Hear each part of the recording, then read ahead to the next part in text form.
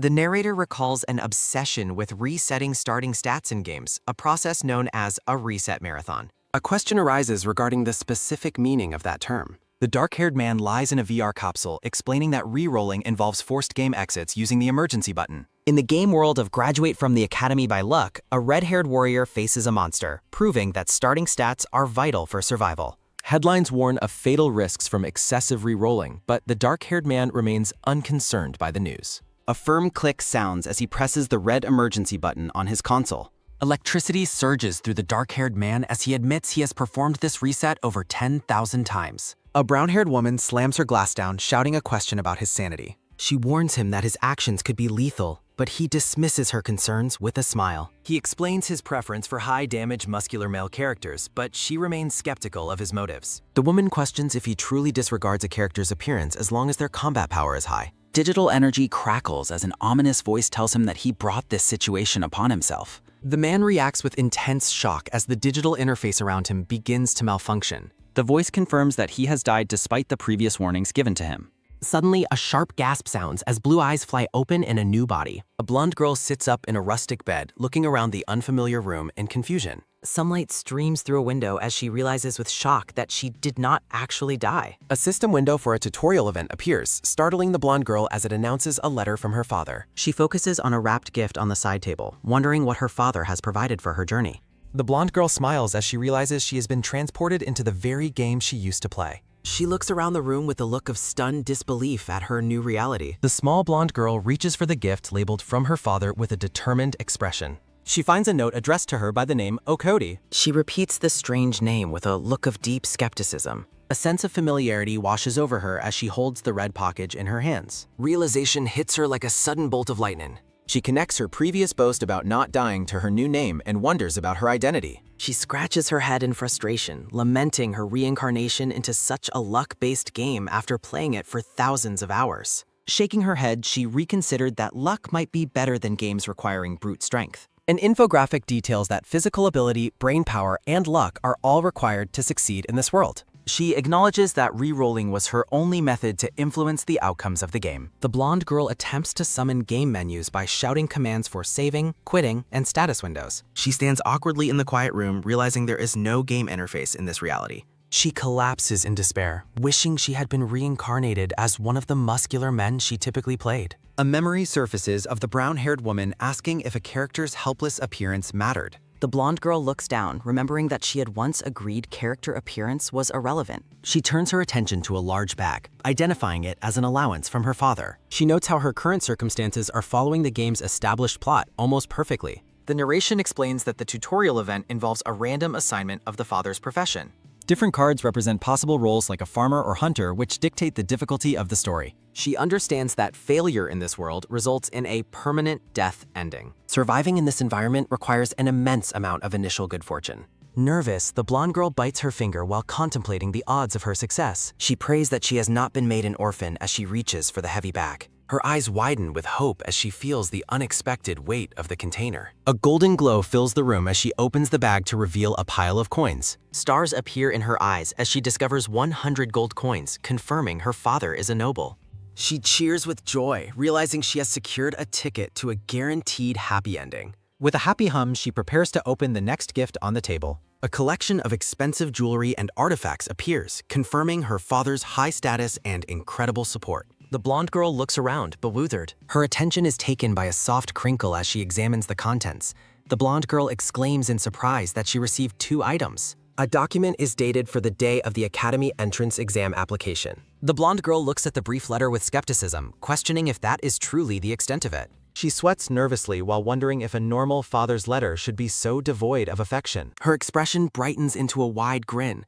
She decides that as long as the money is in her pouch, she is satisfied. A light toss sounds as she discards the letter, whistling a happy tune while clutching her gold. She recalls how avoiding noble family drama means fewer exclusive father-daughter quests from her high-status father. The blonde girl closes her eyes contentedly, admitting she would actually prefer a distant relationship. She holds up a silver whistle, declaring it is time to try Avanadim. The blonde girl tightly grips a small black box and her heavy coin pouch. A sharp inhale sounds as she realizes the whistle is a rare network item that almost never drops in the game, suspecting it must be at least S rank. She summons a specialized NPC butler intended to automatically supply necessities and manage her loot. A heavy creak sounds as an ornate, massive door manifests out of thin air.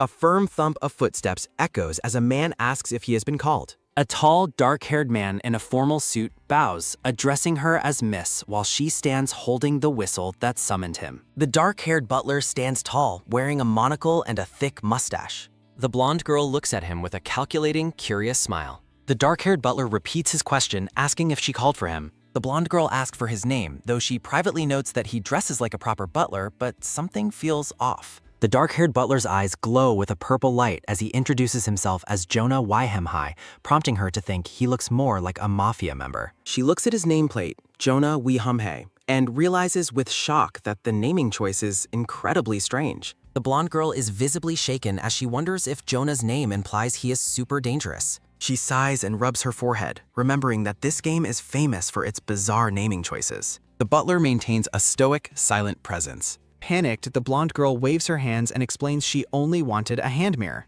She smiles nervously, reconsidering that her own strange name might actually be a sign of good luck since it implies she won't die. She continues to worry about how a butler could have a name meaning super dangerous. A sharp clack sounds as the butler reaches into his jacket, while she tries to convince herself a butler would never kill their master. The blonde girl flinches as Jonah suddenly presents a hand mirror to her. A magical shimmer sounds as he formally offers the glowing mirror, leaving the blonde girl stunned. She takes the ornate mirror with an awkward look as a heavy silence fills the room. The blonde girl's hands tremble as she holds the mirror. Jonah watches her with a sharp, golden-eyed gaze. Looking in the mirror, she sees flowers blooming around her reflection and notes how young she looks, then starts to say something to the butler. Jonah explains that she would know from the letter that her master wants her to enter the academy. The blonde girl tilts her head in confusion, asking if her father is Jonah's master, while Jonah seems taken aback by her use of the word papa. Jonah confirms that her master has already prepared training for her upcoming entrance exam. He gestures toward a dusty, cobweb-covered corner, suggesting it is a safer place and mentioning the presence of a full-length mirror. The blonde girl bites her finger while contemplating how run down her room is for a noble's daughter. A quick glance sounds as Jonah looks at her with a glint of pity in his eyes. She frantically shouts for him to stop talking, realizing what he is thinking. Jonah places a hand on his chest and closes his eyes, making the blonde girl realize he actually feels sorry for her. Outside the large wooden mansion, the blonde girl's voice rings out as she insists things aren't what they seem, but Jonah tells her to simply trust him. The training ground stands ready with weapon racks and armor. Now wearing a green hoodie, the blonde girl follows Jonah into the training area. She recalls the brutal difficulty for beginners, noting that over 90% of players fail the first mission of the game if they don't prepare. Images of former party members appear as she reflects on how random chance NPCs can often betray the player. She remembers the crushing despair she felt when an entire party once betrayed her during a miracle chance event. Looking around the hall, she compliments the nice facilities, while Jonah explains that the master has people manage the area every year for the entrance exam. The blonde girl asks if this happens every year, causing the dark-haired butler to stammer in surprise. Jonah rubs his chin thoughtfully while the blonde girl urgently asks where the mirror is located. The butler points toward a nearby wooden door and explains the mirror is in the next room, making the blonde girl feel relieved. Jonah's monocle flashes with an ominous light as a narration compares his gaze to a hitman encountering an unnecessary witness. Standing before her reflection, the blonde girl flexes her small arms with a look of pure confusion.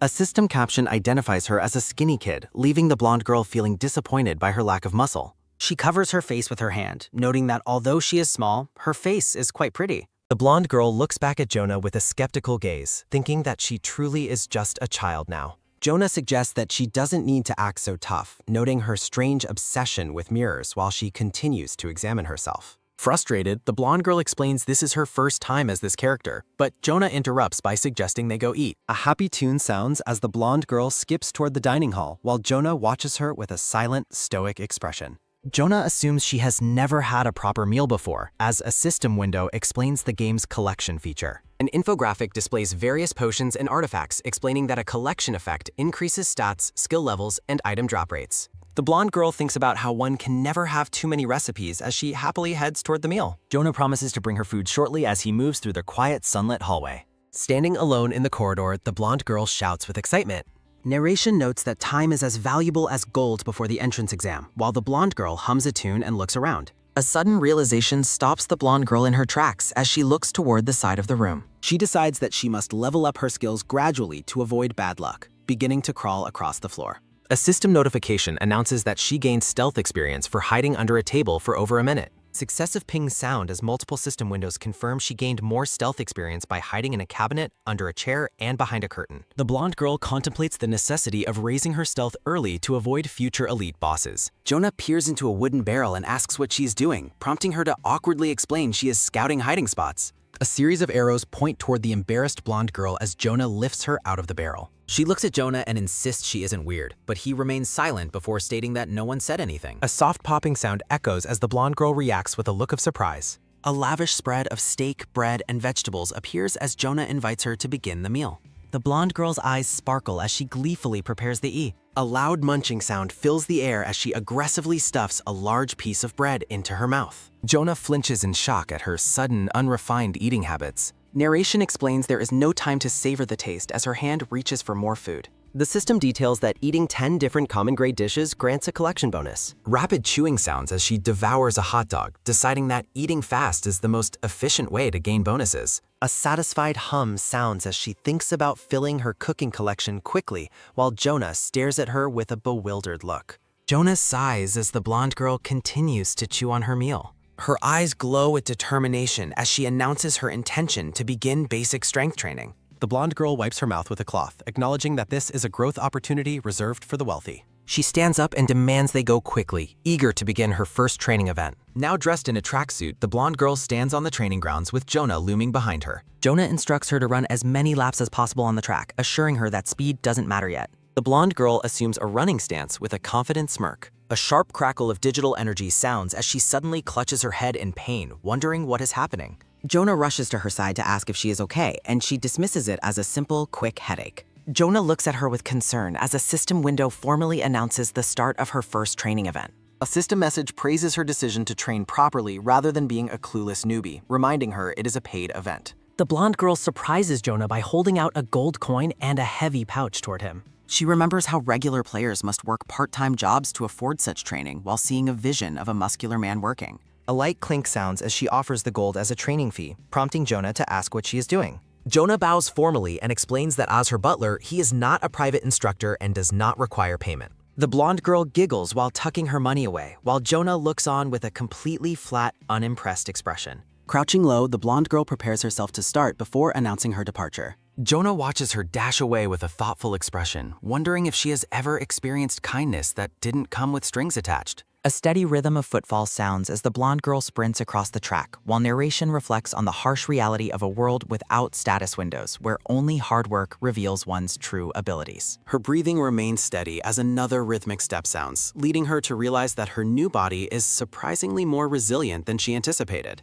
A bright chime rings out as a blue system window confirms she completed 30 laps, granting her a massive training bonus for the coming month. She beams at the notification of her sweet bonus, but Jonah interrupts by telling her she has done enough for now. The sound of measured footsteps echoes as Jonah approaches with a clean towel, firmly telling her she can stop her run. Jonah compliments her impressive stamina, but she dismisses it as a basic requirement for the typical monster hunting and questing she expects to face. A soft hum of surprise escapes Jonah as he looks at her with a renewed sense of interest. Jonah releases a steady breath and informs her that they will now move on to weapon training. He gestures toward a rack filled with spiked clubs, axes, and shields, inviting her to select a weapon she can actually handle. A metallic clack sounds as she draws a sword from its rest while Jonah stands behind her, observing her form with a critical eye. With a quick motion, she reaches for a recurve bow, adding it to her growing pile of equipment. A soft thud sounds as she gathers a sword, a bow, and a glowing staff, cheerfully announcing that she will take all three for her training. Jonah points at the staff and dryly informs her it is a wand, not a club,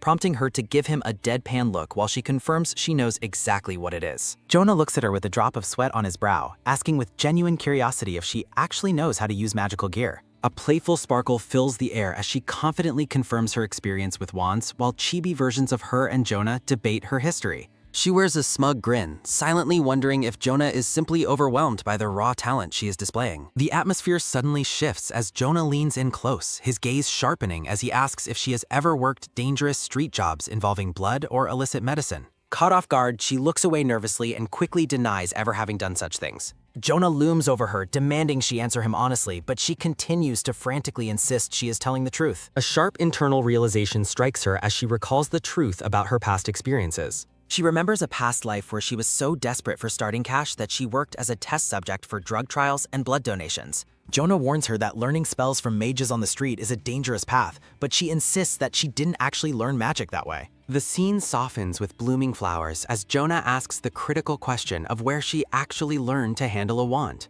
A vision of a powerful, muscular figure holding a wand appears as she claims she learned at the academy, though she privately panics about what to say next before Jonah accepts her answer. A dark energy surges as Jonah adjusts his glove, informing her that he needs to step away for a short while. Jonah tells her to continue her self-training until his return, leaving her calling out to him in confusion as he turns to leave. The large hall falls silent with a lonely gust of wind as she stands alone, wondering where he went. She presses her hands together in a quick prayer, offering a silent apology to a random street mage for the misfortune she is about to cause them. An image of a defeated mage appears with a bold red warning as she justifies her actions, remembering how she was once poisoned by them. She waves off her worries with a cheerful smile, ready to get back to her training. Later that night, Jonah sits alone at a desk illuminated by a single candle, working diligently in the quiet room. A system caption identifies the document as a progress report filled with dense, cryptic text. A rhythmic scratching sounds as Jonah writes, narration revealing that the name Jonah Wiamhe is not his original identity. A memory of a scarred, powerful warrior with glowing eyes looms over Jonah as he writes that he left his former life and name behind long ago. Jonah rubs the bridge of his nose and contemplates how his master truly has an excellent eye for spotting potential. He reflects on the girl's extraordinary stamina and natural-born talent for handling weapons,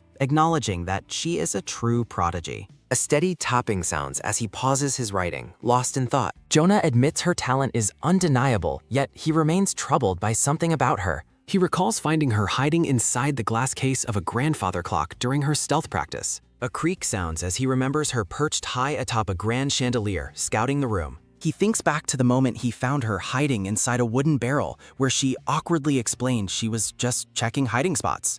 Jonah considers her unrefined eating habits, noting to himself that he has never encountered such a bizarrely unique young lady. A sudden flinch shakes Jonah as he remembers her chaotic energy during their meal. He recalls her asking if her father was actually his master, a question that clearly struck a chord with him. Looking back at her in her pajamas holding the mirror, Jonah realizes she has completely forgotten the details of the deal they once made. Jonah's monocle flashes with a sharp light as he reacts to a sudden presence. A metallic slide sounds as his hand moves to the hilt of his weapon in the dark room. A sharp ring of steel echoes as Jonah draws his blade, his gaze turning cold and professional. Butler Jonah reacts with a sharp, suspicious look. Jonah spots the blonde girl sneaking through the hologyte.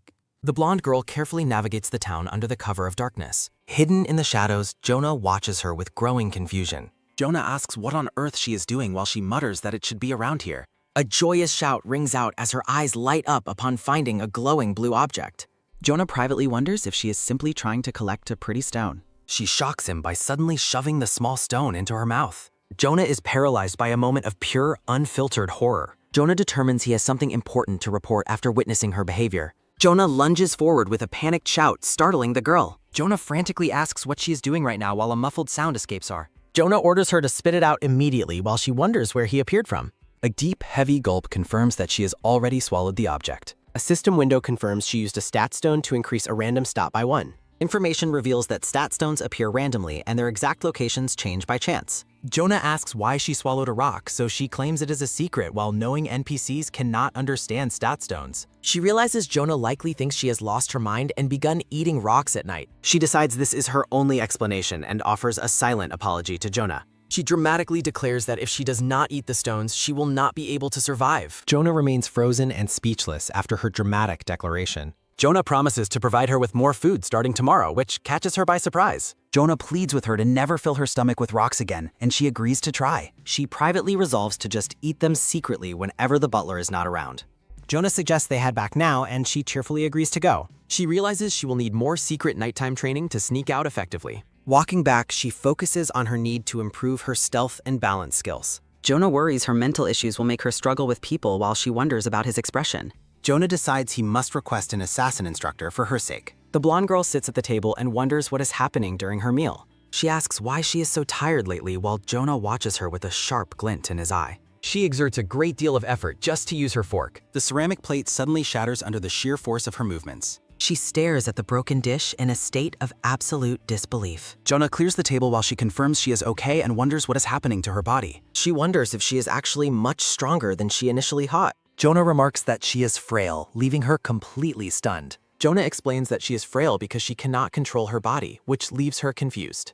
She worries her body has a negative trait where she might die if she slacks off. Jonah begins to personally hand-feed her the meal. A forkful of spaghetti looms closer to her face. A soft, encouraging sound fills the air as he offers the bite. She accepts the bite with a flush while Jonah remains professional. She leans into the frail persona until a sudden, quick knock sounds. Footsteps approach as a voice politely greets Miss Oknoti. A green-haired maid introduces herself as Leaf Life, the girl's new assigned caretaker. The blonde girl reacts with surprise while Jonah checks on her skate. She feels jealous that the maid has a poetic name like Leaf Life while her own name is so literal. She dismisses her internal complaints as nothing while Jonah continues the feeding session. The new maid watches the interaction with a cold and intense gaze. A powerful gust of air follows as the blonde girl swings a wooden practice sword with intensity. Jonah and the green-haired maid stand in the distance, observing her training session with silent expressions. Jonah asks if she has revealed her true identity, but Leaf Life clarifies she is simply acting as a secret bodyguard. A bead of sweat rolls down the blonde girl's face as she focuses intently on her next move.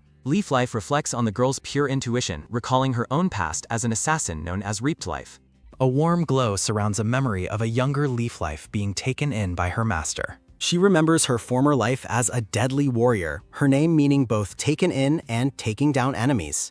The maid wonders how the young lady could have possibly detected the presence of a hidden assassin. Leaf Life insists her evaluation isn't over yet, while Jonah acknowledges her point with a quiet word of understanding. Jonah leaves the final judgment to her, noting how confident she seems in her role. A bright light glints off Jonah's monocle as he cryptically promises that she will soon see the truth. The two servants turn their attention back to the training ground in the bright morning light. Jonah asks why someone with her skills is still doing this work, his gaze fixed on her. Leaf Life questions if his concern stems from the incident involving the previous young lady. A sharp, sudden movement sounds as Jonah cuts her off, silencing her with an authoritative gesture. With a terrifying intensity in his gaze, Jonah commands her to remember her place and focus only on the girl. Leaf Life gasps for air as Jonah steps back, leaving her visibly shaken and clutching her chest. Oblivious to the tension, the blonde girl turns and asks when her official training will begin. Jonah instructs the maid to refrain from interfering with the girl's regular training schedule. Jonah turns and walks away without another word, leaving Leaf Life to bow in silent submission. The maid's eyes glow with a sharp green light as she worries that overprotecting the girl will lead to trouble. Later, wooden practice swords clash as Jonah personally supervises the girl's combat training. Leaf Life stands like a statue in the grand hall, watching the spar with a cold, analytical eye. A chime sounds as a system window appears, announcing her failure to hide after the maid finds her in a laundry basket. The blonde girl hops out of the basket, grumbling about the maid while secretly finding her useful. A soft rustle sounds as she successfully hides in a tree, gaining a point of stealth experience as the maid walks below. A rainbow of colors escapes her mouth as the girl complains about the strange, foul taste of her dinner. Jonah offers to take the dish away and clean up, but the girl's reaction stops him. She stops him from taking the plate, insisting she will eat it because he worked so hard on the meal. A warm, emotional energy surrounds Jonah as he is deeply touched by the girl's unexpected kindness.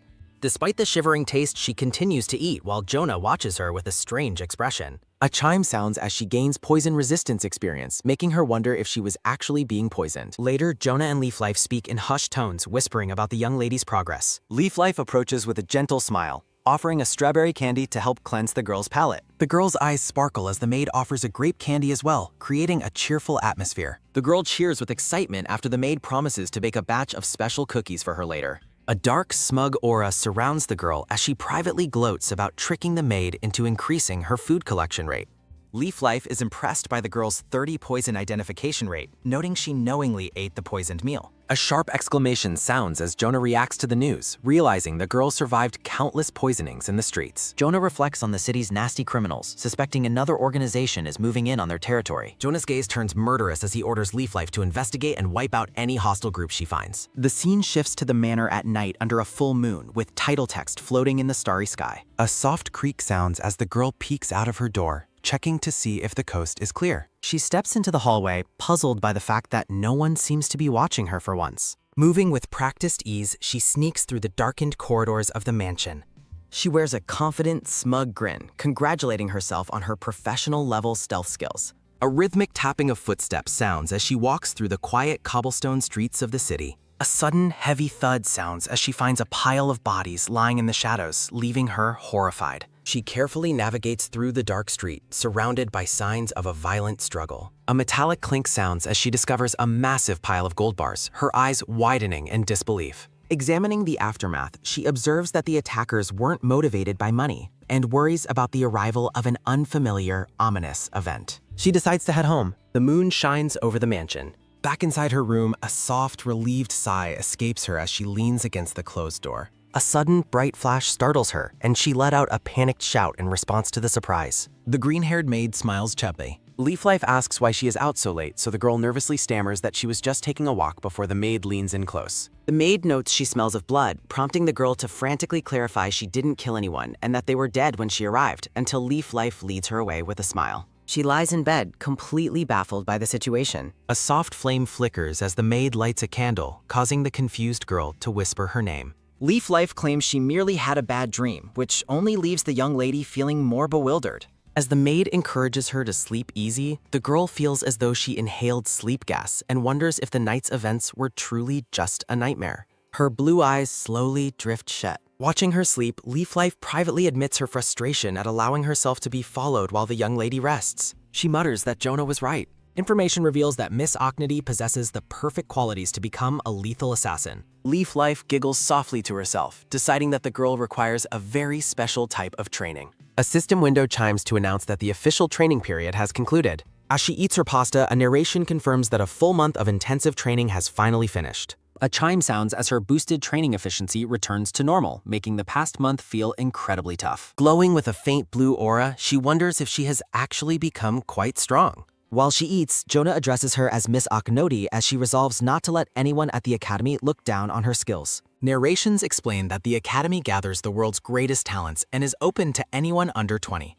Jonah mentions the high volume of applicants requires a difficult qualification test, though she admits she is already aware of that detail. She recalls her difficult past in the back alleys while reflecting on how expensive gathering information, traveling, and training would be without support. A map details 3 reachable examiners. 2 are low-level with few tickets, while 1 is high-level with many. Jonah asks which location she wants to visit while she giggles with excitement. With a determined shout, she declares that she is definitely choosing to face the senior examiner. Jonah reviews a large, ancient scroll. Jonah questions if she will regret choosing such a bold difficulty, but she confidently assures him that she is certain. She dismisses the lower and mid-level options as a waste of time, believing they offer no real challenge for a professional like herself. Focused on securing a top-tier ticket, she asks for the specific location of the senior examiner. Jonah reveals the examiner is at the Garden of the Gods, a mountain at 12,500 meters, leaving her awestruck. She reflects on her progress, crediting Jonah for her combat skills and Leaf Life for her improved stealth and infiltration. Jonah reminds her that her wand skills are sealed until she enters the academy, and she cheerfully accepts the restriction. A carriage waits at the gate. Anticipating a difficult challenge at Divine Garden Mountain, she walks toward the exit with a cheerful expression. Jonah asks if she is truly comfortable with such a small amount of luggage, and she gives a firm nod. Blushing with embarrassment, she privately resolves that she absolutely cannot bring a teddy bear or a ribbon headband with her. Leaf Life claps her hands with a joyful smile as the girl offers her a quick word of thanks. Jonah adjusts his monocle and asks if they should finally begin their journey. Miss Ochnady smiles with quiet confidence. Rhythmic hoofbeats sound as the carriage travels through a busy town, and she suggests they take a quick rest. Stretching her limbs, she notes that while games allow for fast travel, real life requires the full journey. Standing in the street, Jonah asks if the current situation is acceptable, but she is puzzled by his question. A soft gesture from Jonah draws her attention toward a nearby shop window. Jonah explains he needs a photo to send in his report to the master, which catches her completely off guard. She mutters about the extreme cost of such items, noting how magic has significantly slowed down scientific progress in this world. Looking at the massive magical camera, she wonders why he would use such an expensive device for a simple report when a portrait would be cheaper.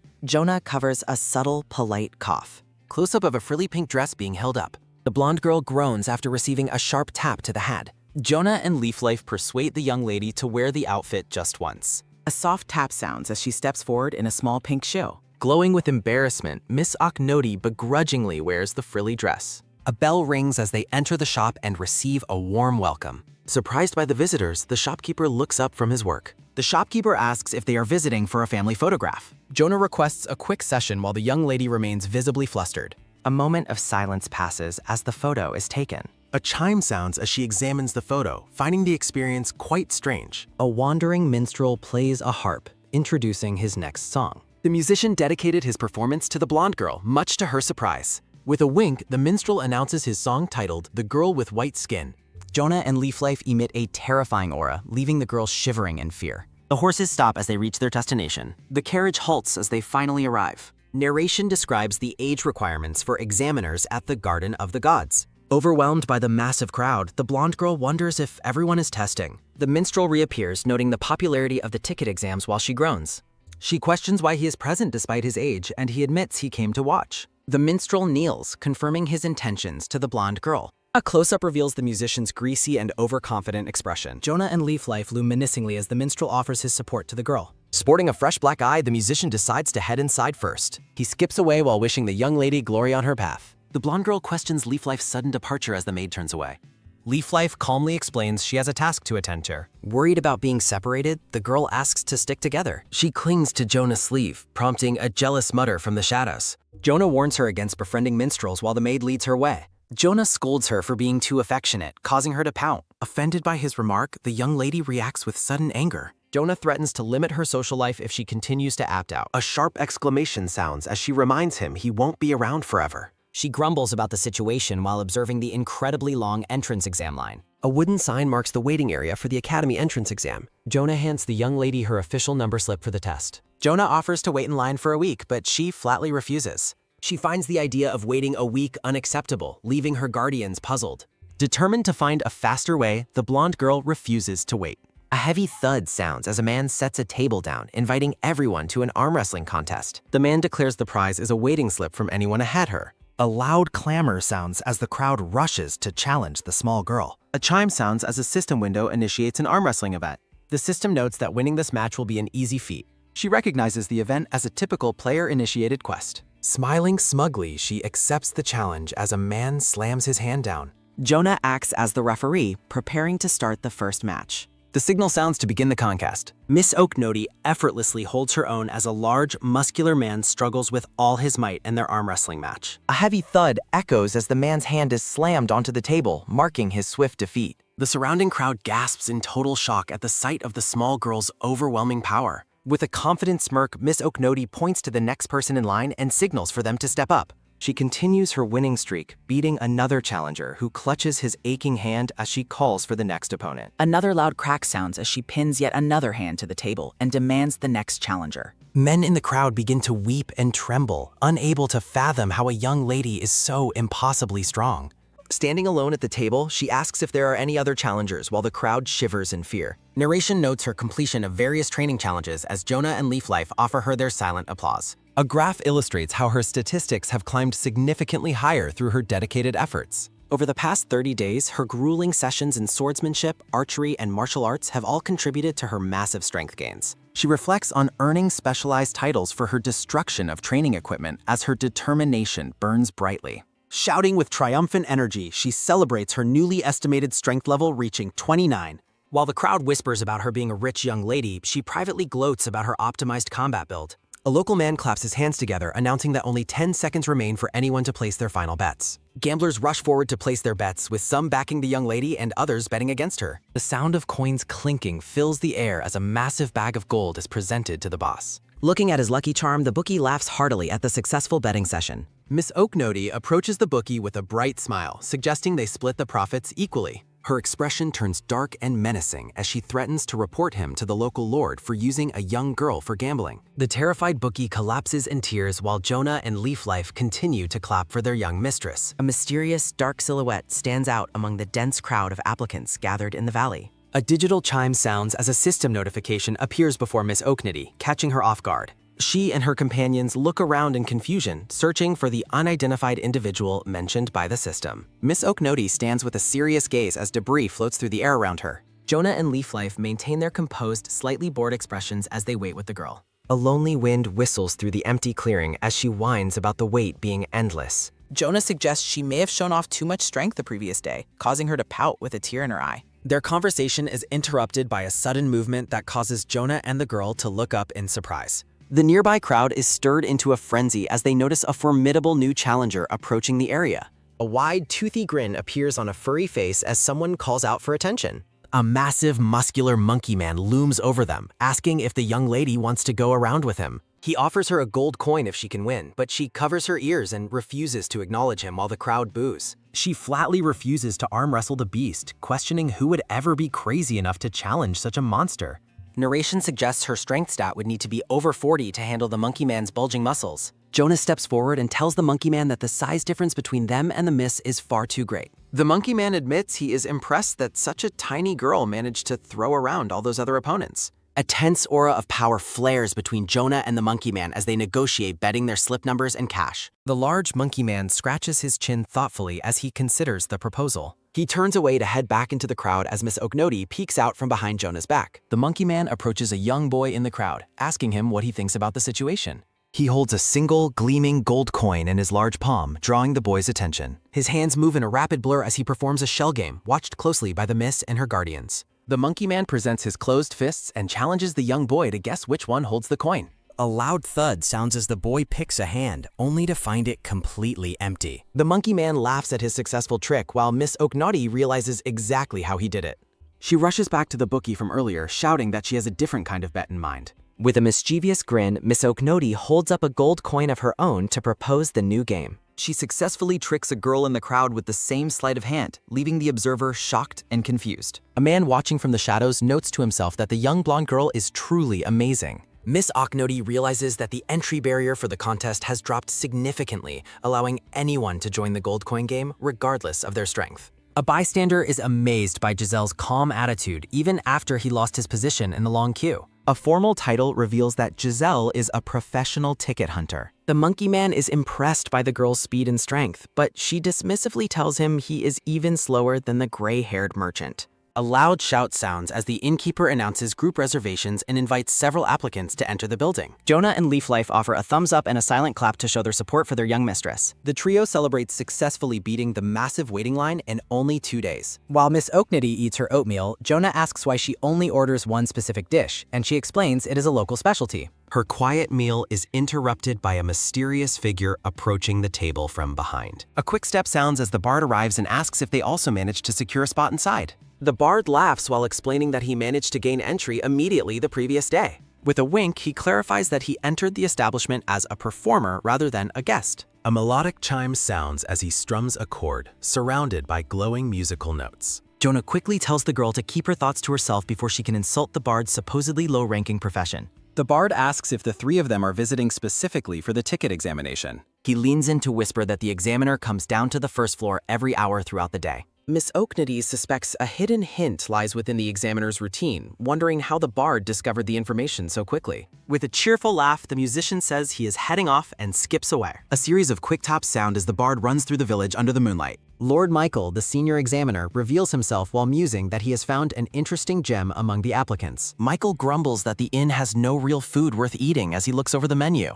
The innkeeper informs Michael that they are currently out of honey and ice, asking him to return in a few days. Jonah informs the young lady that the examiner has already set the challenge as a system window appears before them.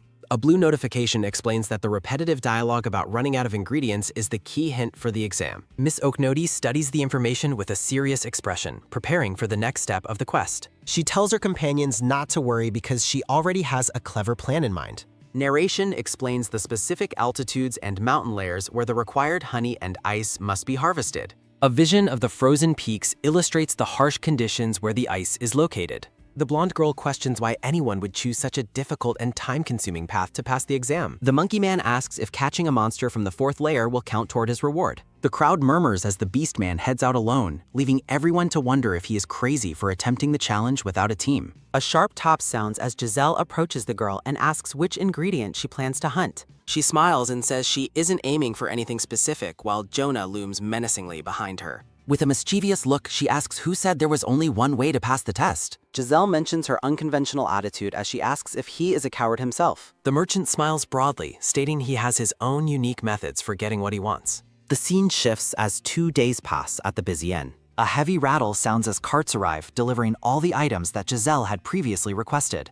Giselle smiles with satisfaction while checking his detailed inventory list. The surrounding crowd is thrown into an uproar by the massive and sudden delivery of supplies. A sharp snap sounds as an onlooker points out that Giselle is a very famous and trending merchant. He taps his clipboard with a confident and relaxed expression. Giselle trades his goods for a large stack of tickets while the examiner watches the transaction from the counter. A heavy step sounds as the examiner approaches to inspect the successful trade. Michael notes the merchant's high level of experience while checking the records. A series of rustles sound as the examiner notes that Giselle is the first to score 32 tickets in one go. The crowd gasps in amazement as the stack of valuable tickets is handed over to the merchant. Peeking through the doorway, Miss Oknati is genuinely impressed by the merchant's clever and efficient strategy. Giselle asks the little lady if she wants to buy a ticket, listing the high prices for bronze and silver options. A silhouette reveals the cloaked figure's true identity, which she previously failed to recognize without his specific in-game appearance. The merchant is stunned as Miss Oknati offers a bag of 10 gold coins for a simple bronze ticket. Miss Oknoti smiles brightly, clarifying that she actually intends to purchase something else from him. A look of pure shock crosses the merchant's face as the young girl leans in to whisper a secret request. Giselle stands alone in the clearing, watching in silence as the girl and Jonah run off together. 5 days pass at the busy inn while the merchant wonders how the young mistress plans to secure her ticket. Jonah runs alongside Miss Oknoti, explaining that her high stats mean simple cardio is no longer effective training. A sharp snap sounds as Jonah produces 2 training daggers, proposing dodging drills to improve her evasion. Jonah warns her that he will announce his strikes beforehand, but she must remain sharp to avoid getting hurt. The butler's eye gleams with intensity as he prepares to launch his first calculated attack. Miss Oknoti leaps through the air, successfully dodging as Jonah calls out targets like her right ear and left leg. Giselle looks on in distress, his mouth agape as he watches the girl's grueling training routine. Back at the inn, Giselle finds it highly unusual that the girl wants to buy his meal voucher. Miss Oknoti confidently confirms her plan to pay for the special dishes he will earn upon passing the challenge. She gleefully explains those rare quest rewards are unique, causing Giselle to worry about her own examination status. With a determined smile, she admits she would rather prioritize a good meal and worry about the ticket later. A soft hum sounds as Giselle's eyes glow with a mysterious energy, deep in thought about her proposal. Crossing her arms, Miss Oknoti challenges the merchant to settle the matter with a bet instead. Giselle offers a deal where her loss results in a high-priced silver ticket purchase, leaving her drooling at the thought of winning. A quick swipe sounds as Jonah uses a cloth to clean her face, scolding her to maintain proper manners. Giselle is left speechless by her overwhelming confidence, looking on with a mixture of awe and disbelief. From the shadows, the merchant observes the trio as they enjoy their meal together in the crowded inn. Giselle notes that both the maid and the butler are exceptional individuals after watching them for several days. He watches in horror as Leaf Life offers a palate cleanser that is secretly laced with poison. His concern grows as he recalls Jonah regularly swinging a lethal knife at his young charge during practice. Giselle shudders, thinking that any normal observer would have already reported this dangerous treatment to the local lord. A sudden thud sounds as Miss Oknoti pushes herself away from the table, finished with her meal. She looks up in surprise as the merchant suddenly appears before her, catching her off guard.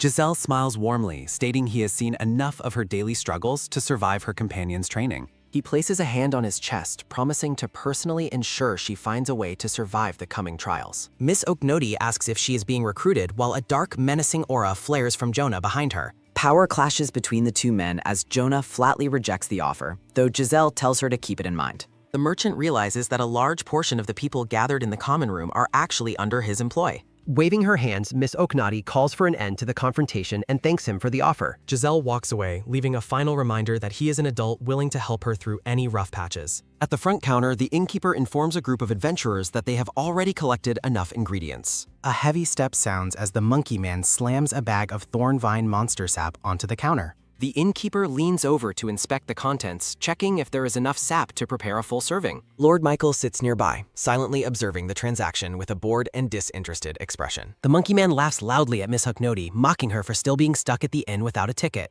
Michael stands up and approaches the large beast man, acknowledging that he successfully completed his task. A sharp slap sounds as a valuable golden slip is held up in the light. Michael explains the rules of passing the exam as the monkey man looks on with an intense gaze. The monkey man challenges the examiner to a fight, which Michael accepts with a dark, confident grin. Miss Oknoti watches quietly as the two powerful challengers head off to begin their duel. She takes advantage of the distraction, stepping toward the empty counter with a subtle movement. A light tap sounds as the girl approaches her target while the merchant watches from the distance. Giselle asks if this was the specific opportunity she had been waiting for, and she confirms it with a smile. A sudden boom sounds as the girl prepares to play her final trump card to beat the odds. She presents a hidden document titled the Special Request Menu, revealing a way to force the quest she wants. Michael walks away into the distance, leaving the inn's main floor as the scene shifts. Michael studies the ledger intently as a heavy slump sounds. Michael turns his head sharply with a quick swish sound in. Oknoti announces her presence proudly as a bright sparkle sounds. Miss Oknoti demands the examiner focus only on her while Michael remains silent. Michael ponders her unexpected boldness in silence. The examiner chuckles at her growing confidence as a soft ha sounds.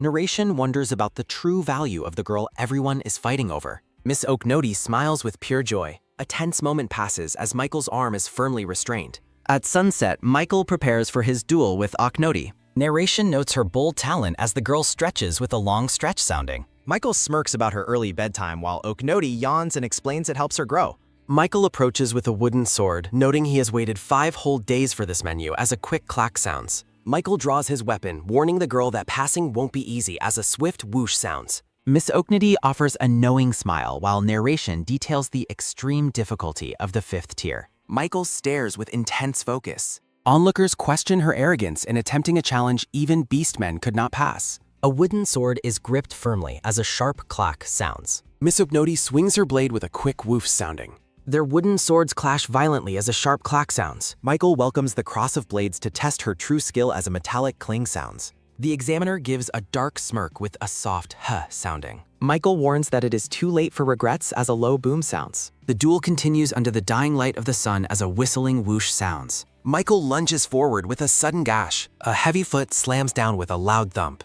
Oknoti parries the heavy strike with ease as a sharp clock sounds. Michael is pushed back sharply as a quick whoosh sounds.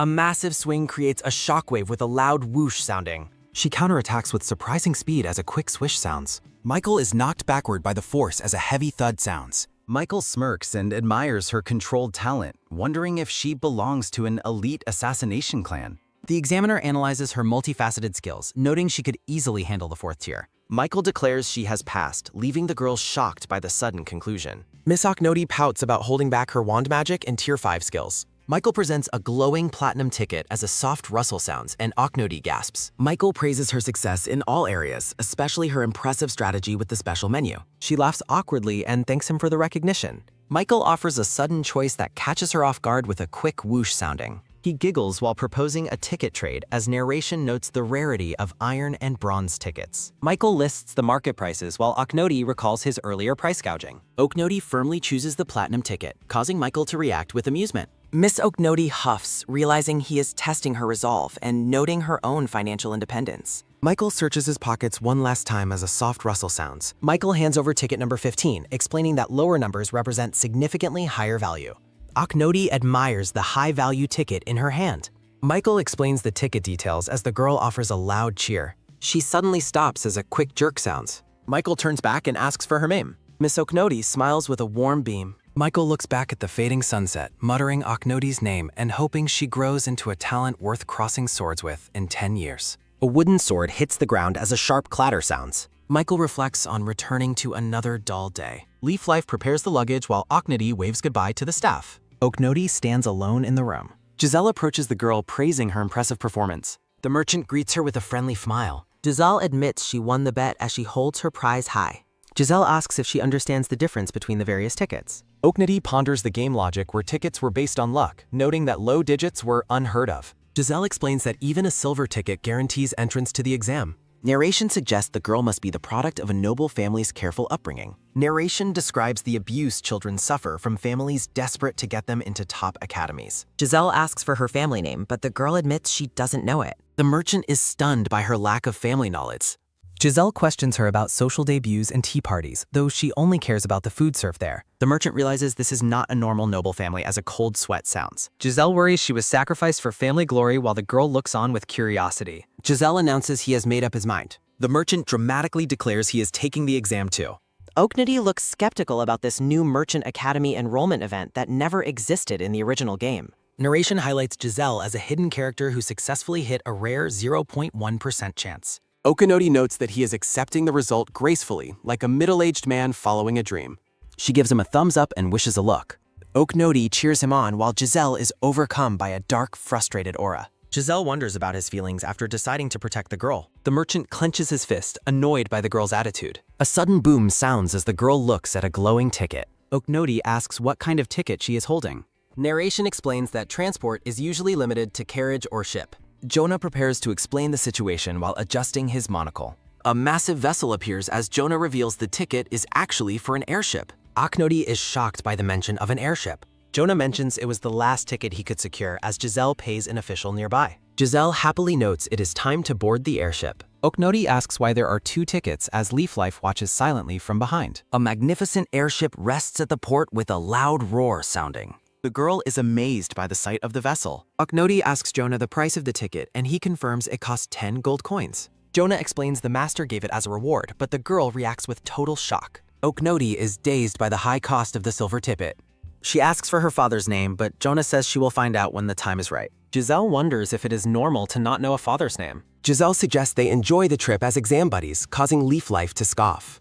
Jonah warns the merchant to be careful, noting that accidents frequently happen on airships. Giselle prepares to introduce someone as the girl notices a familiar face. Someone waves from the crowd with a loud shout. The girl recognizes the large beast man from earlier. The monkey man explains that escorting someone earned him an airship ticket. Giselle introduces San O-chun as his escort while the girl is stunned by the merchant's spending and the companion's glare. Her wrists are suddenly seized as a sharp gasp sounds. Leaf Life asks why she is being stopped with a curious expression. Miss Oknoti scolds the group for their rude behavior toward people trying to approach her. She offers a supportive thumbs up, praising the merchant's willingness to start a new life. Jonah and Leaf Life stare in a long, awkward silence. San O-chun laughs and hits Giselle's back with a heavy thump. Giselle seethes with rage, tempted to discipline the girl for her attitude. The airship glides majestically through the clouds with a soft whoosh sounding. The group walks through the grand corridor as a steady rhythm of footsteps sounds. Jonah leans in to offer guidance to the young lady. Oknoti dashes excitedly toward the dining hall with a quick pitter-patter sounding.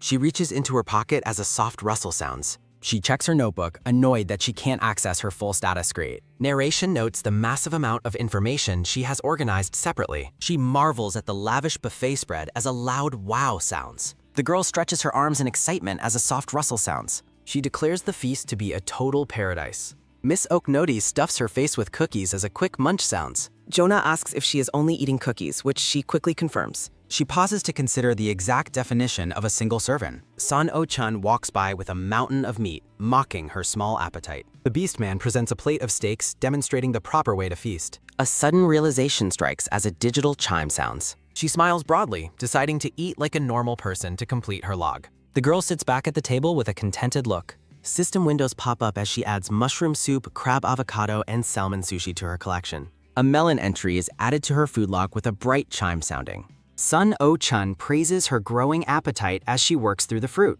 Oknoti laughs happily, proud that she didn't break any of the fine china. Jonah considers introducing heavy training plates as his eye glows with a menacing red light. Jonah serves a beautifully plated dish as a soft clock sounds. The girl is startled by the sudden service. Jonah expresses deep admiration for her diligence and lack of complaints compared to other children. Giselle observes the beast man eating while declaring his faith in the girl's potential. Jonah vows that the master will acknowledge her one day, while she privately hopes to be ignored. A glowing purple jewel is presented in his open palm. Jonah challenges her to eventually unlock the mystery of the gem. The girl and Jonah head off to begin their training session with a loud cheer. San O-chun speaks up with a low mutter sounding. Giselle notes that things on the airship are not as they appear, as a low hum sounds. A terrifying scream echoes from the airship during the night as a loud eek sounds. Miss Oknoti is horrified by a shocking discovery. Time passes into the late evening hours as the ship continues its flight.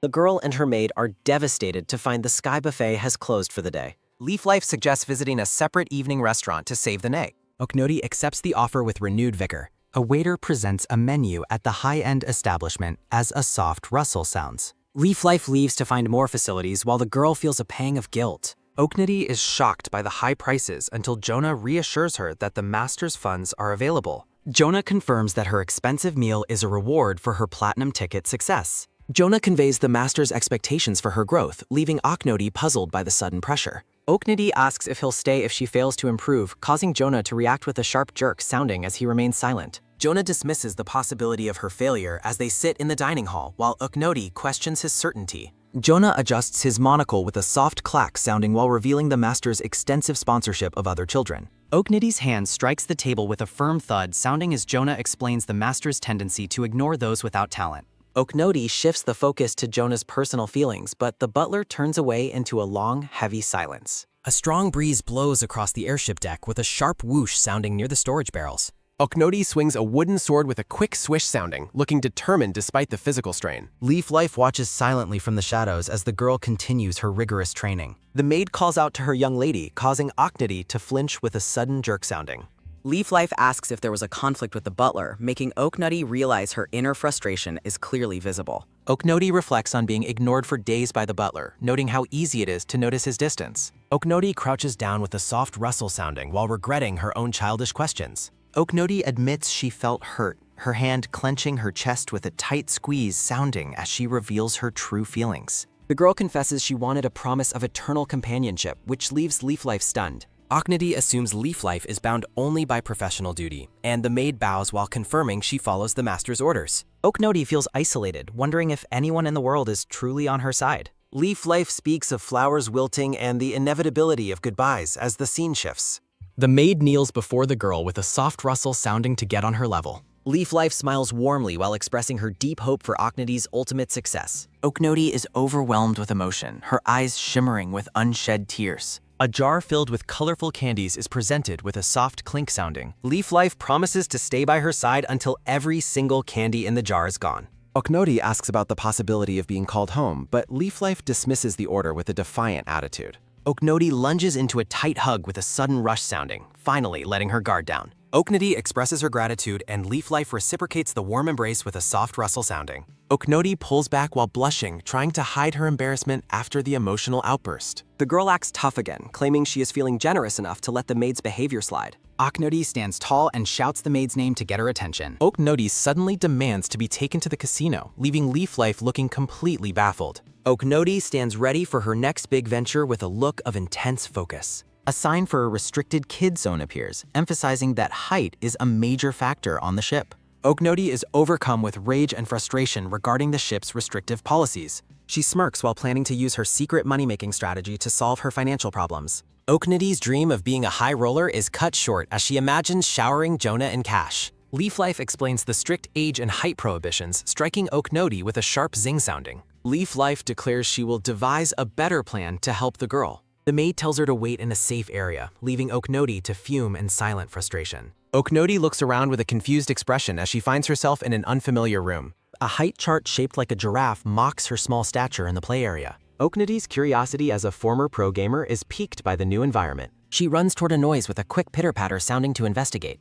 Two small children are crying and making a mess on the floor of the room. Oknoti is bombarded by the sounds of crying children, losing health points in the chaotic atmosphere. She dives headfirst into a ball pit with a loud splash sounding. Oknoti emerges from the sea of colorful balls with a determined look. She grins while feeling proud of her ability to dodge the crying infants. Her ear twitches as she catches a snippet of a nearby conversation. Oknoti peeks over the edge of the ball pit to see who is speaking. She overhears adults nearby discussing the prestigious academy, sparking a new interest. Two children complain about a drooling baby while discussing a brother's potential enrollment at the prestigious academy. The boy notes that entering the academy at 15 would be a mark of a true prodigy. Just wonders if anyone their age can pass, as the boy calls her too gullible. Oknoti makes a sudden dramatic entrance through a mountain of colorful balls with a loud splash sounding. An awkward silence falls over the group as they sit together on a wooden bench while everyone begins to tremble. Jess and Max explain that they are neighbors from barren families rather than close friends. The pair is visibly shaken when Oknoti asks if they are also heading to the academy entrance exam. Oknoti confirms her destination, leaving the other children completely wide-eyed with shock. Oknoti regrets revealing too much as the other two stare at her with sparkling, intense admiration.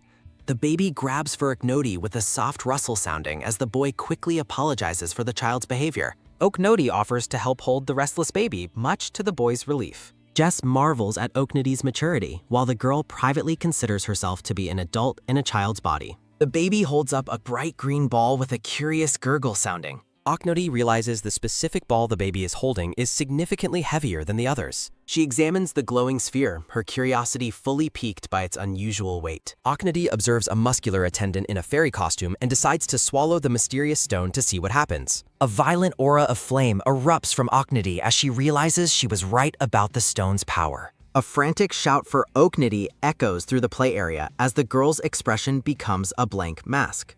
Jess and Max are horrified, demanding to know why she would ever swallow something from a ball pit. Max rushes off to find an adult while Jess firmly seizes Oknoti's hands to drag her to the nurse. Oknoti is caught off guard as she is pulled along by the determined young girl. Oknoti resists the pull, worried that Leaf Life will soon come looking for her as Jess's strength is assessed. Oknight's strength causes Jess to stumble with a sudden jerk sounding as the girl tries to maintain her lead. The two girls sprint through the corridors with a quick pitter-patter sounding as Jess urges them to hurry. Leaf Life searches the area with a confused expression, wondering where her charge has disappeared to. The maid smiles knowingly, realizing that Oknoti is up to her usual antics again. Leaf Life peeks under a nearby surface with a soft rustle sounding to check for the hiding girl. She remarks on Oknoti's predictable hiding spots while an onlooker watches the maid crawl on the floor. Leaf Life spots a small foot sticking out from a massive pile of ball pit spheres. The maid dives into the sea of colorful balls with a loud splash sounding to retrieve her lady. The grand airship continues its steady journey through the bright, clear sky while a voice shouts in disbelief. Oknoti is deeply troubled by the discovery that she is an undocumented minor in the magical archives.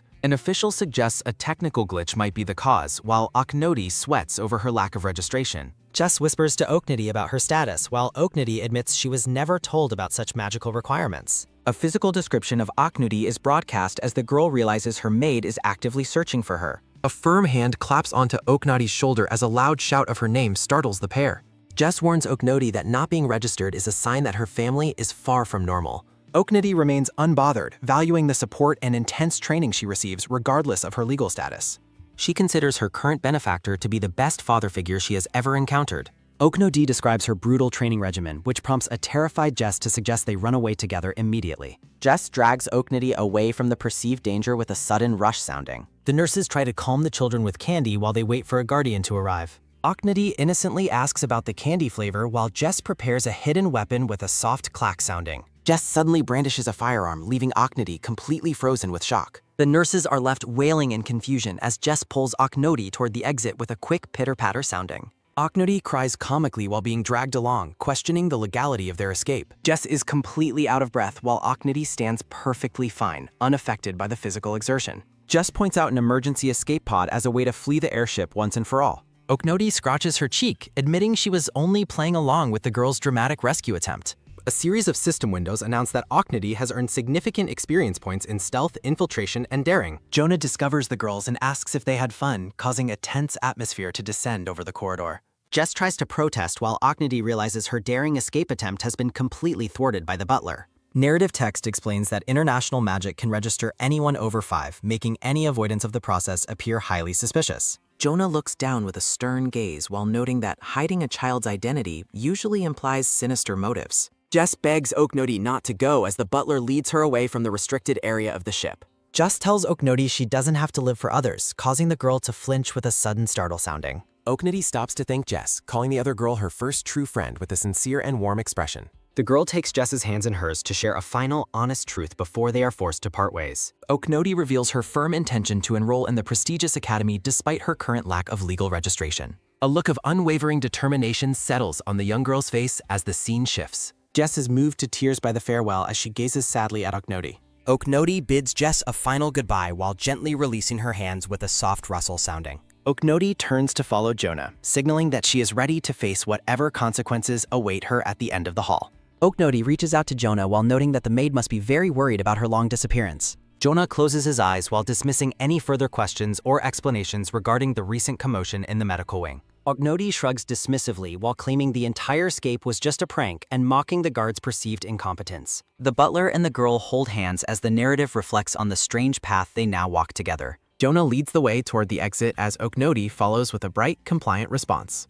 Jess watches them disappear into the distance, her hands clenched tightly in a silent vow to help her friend. Max rushes over to find a distraught Jess while shouting her name with a frantic pitter-patter sounding. A tearful Jess tells Max she has made up her mind as he asks about Oknoti's current whereabouts. Jess looks on with a sharp gaze while becoming determined to help Oknady regardless of the obstacles. Giselle introduces himself to the two children as a jack-of-all-trades merchant and a friend of Oknody. Narrative windows identify Max and Jess as members of the Baron families, Millefilly and Montblanc. Giselle suggests the children write to their siblings to set a plan in motion for Oknody's benefit. Max and Jess are filled with hope while believing that their older siblings will surely provide the necessary aid. The children run off to find writing materials while Giselle notes that letters alone may not be enough to save the girl. Jess and Max sprint toward their new goal while hoping their efforts will not be in vain. The grand airship finally lands at its destination, signaling the end of the long journey. A boot steps firmly onto the ground with a soft thud sounding as the travelers arrive at the testing site. Oknady and her attendants reach the second entrance exam location, and the girl marvels at the scenic view. Crowds of potential students walk toward the testing grounds as onlookers watch the procession with curiosity. Oknody wonders where the other examinees are heading as they move toward a nearby hill in the distance. Leaf Life whispers that gold ticket holders like the Monkey Beastman are following the same path to the exam. Oknody observes a series of stone towers as she navigates the crowded mountainside with her companions.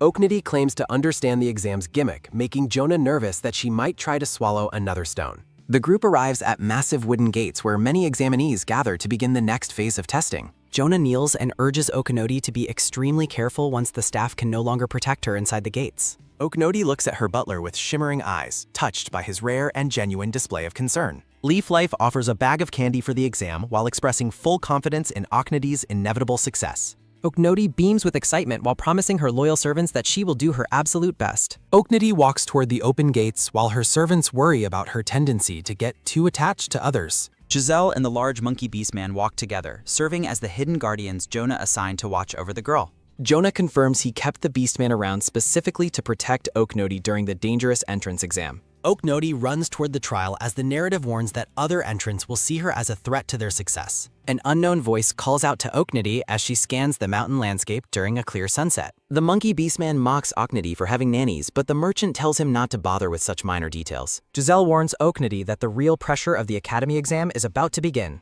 The merchant notes that the other entrants look hostile toward them as the atmosphere becomes increasingly tense. Rival examinees gossip about Oknady's odd choice of companions while deciding they owe her no respect or favors. Oknady fumes with anger over being ignored, while the Beastman suggests that caring about every little detail will only wear her out. Oknody graciously accepts the advice as the Beastman touches his nose with a satisfied expression. A sudden, loud shout for help startles the group with a sudden startle sounding as danger erupts nearby. A stoic swordsman sheaths his blade with a soft clack sounding while an onlooker recognizes his terrifying presence. A horrific scream fills the air as narrative text reveals that an entrant has just had their arms severed by the swordsman. Oknody identifies the lethal attacker as Xing, the renowned swordsman from the Eastern Empire. Onlookers whisper that the victim must have foolishly crossed Xing's boundaries as the swordsman stands in a scorched circle. System windows identify Xing as a powerful, playable, or supporting character depending on the player's choices. Xing turns with a quick turn sounding to look at Oknady while she notes that his game stats are incredibly high.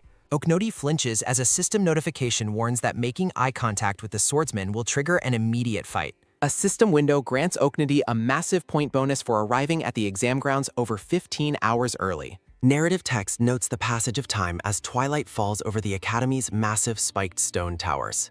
A heavy bell tolls across the mountainside with a deep bell sounding to signal the next phase of the exam. A bald, elderly monk walks steadily toward the assembly platform with a firm footstep sounding. The monk raises a hand to address the large crowd of silhouetted candidates gathered at the testing site. The official declares that entry to the senior testing ground is closed and the first gate exam has officially begun. A promotional page invites readers to commission their favorite series with specific price rates and contact information.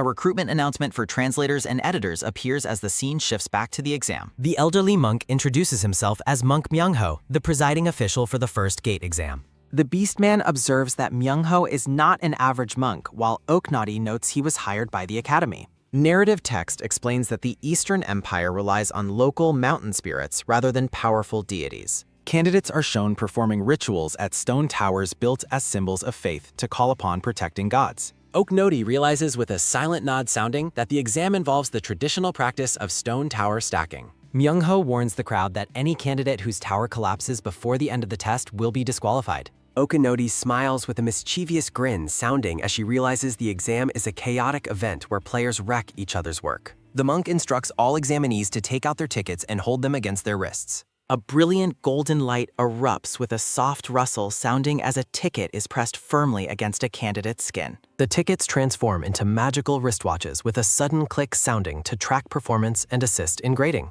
Myung-ho warns the candidates that while the watches send rescue signals, relying on them too much could lead to death. A chalk outline marked with red crosses emphasizes the lethal risk of having one's head sliced off instantly. The monk announces that platinum ticket holders are eligible to take a special mid-level final exam. Oknoti notes that the rules regarding penalties for excessive killing are oddly thorough now that the game has become reality. The girl hopes that no cursed events will occur while the main and supporting NPCs are absent from the immediate area. System windows showcase key NPCs like Zing, who ensure a clean run without unfair regional events. Oknoti clenches her fist with a firm squeeze, sounding while vowing to do her absolute best in the upcoming trial. The monkey beastman asks Oknoti what her plan is as the first gate exam officially begins. Oknoti disappears from the group with a quick footstep sounding as her companions walk through the forest. A series of system windows announce that Oknoti has earned experience points in stealth and quick maneuvering with a quick peak sounding. Oknoti reflects on her intense training for survival situations while remaining completely hidden from view. The Beastman and Giselle react with total confusion to Oknoti's cryptic comments about her training. A sudden shout identifies the arrival of Irene, the powerful Northern Grand Duchess. Candidates scream in terror with a sudden rush sounding as a magical ice storm sweeps through the area. Irene conjures sharp shards of ice with a sudden rush sounding to repel attackers during the exam. A massive explosion of freezing energy erupts with a sudden boom sounding as candidates are sent flying. The Beastman shakes off the frost with a quick shake sounding while praising Giselle for bringing a protective ice defense cloak. Narrative windows identify Irene as a legendary combat mage who has fought northern barbarians since her childhood. Oknoti shakes her head with a soft head shake sounding while calling anyone who would attack Irene completely crazy. The Beastman and Giselle search the area with a quick glance, sounding as they wonder where Oknoti has disappeared to. Oknoti calls out to her companions to let them know she is nearby while they look around in confusion. Oknoti peeks out from a small hole in the ground as she continues to hide during the chaotic opening of the exam. Oknoti explains that her training involved dodging magical attacks and assassins as her companions watch with shocked expressions. Giselle asks if she really practiced such dangerous activities while Oknoti finds her survival skills to be perfectly normal. Sun Oh-chun and Giselle agree they have a lot to say to the girls' attendants with an angry tick-tock sounding. Irene uses freezing magic to repel attackers while Oknoti identifies her as a territorial combatant with a sharp whistle sounding. Narrative windows identify the new big three powerhouses, Hector, Jadis, and Irene, noting that challenging them would be foolish. Sun Oh-chun expresses interest in the other candidates' abilities as Giselle nervously tries to get his attention. Oknoti gives a determined thumbs up while feeling confident about the challenges awaiting them with a bright shine sounding. Oknoti warns the group not to underestimate the exam as she points out the specific stones needed for the trial.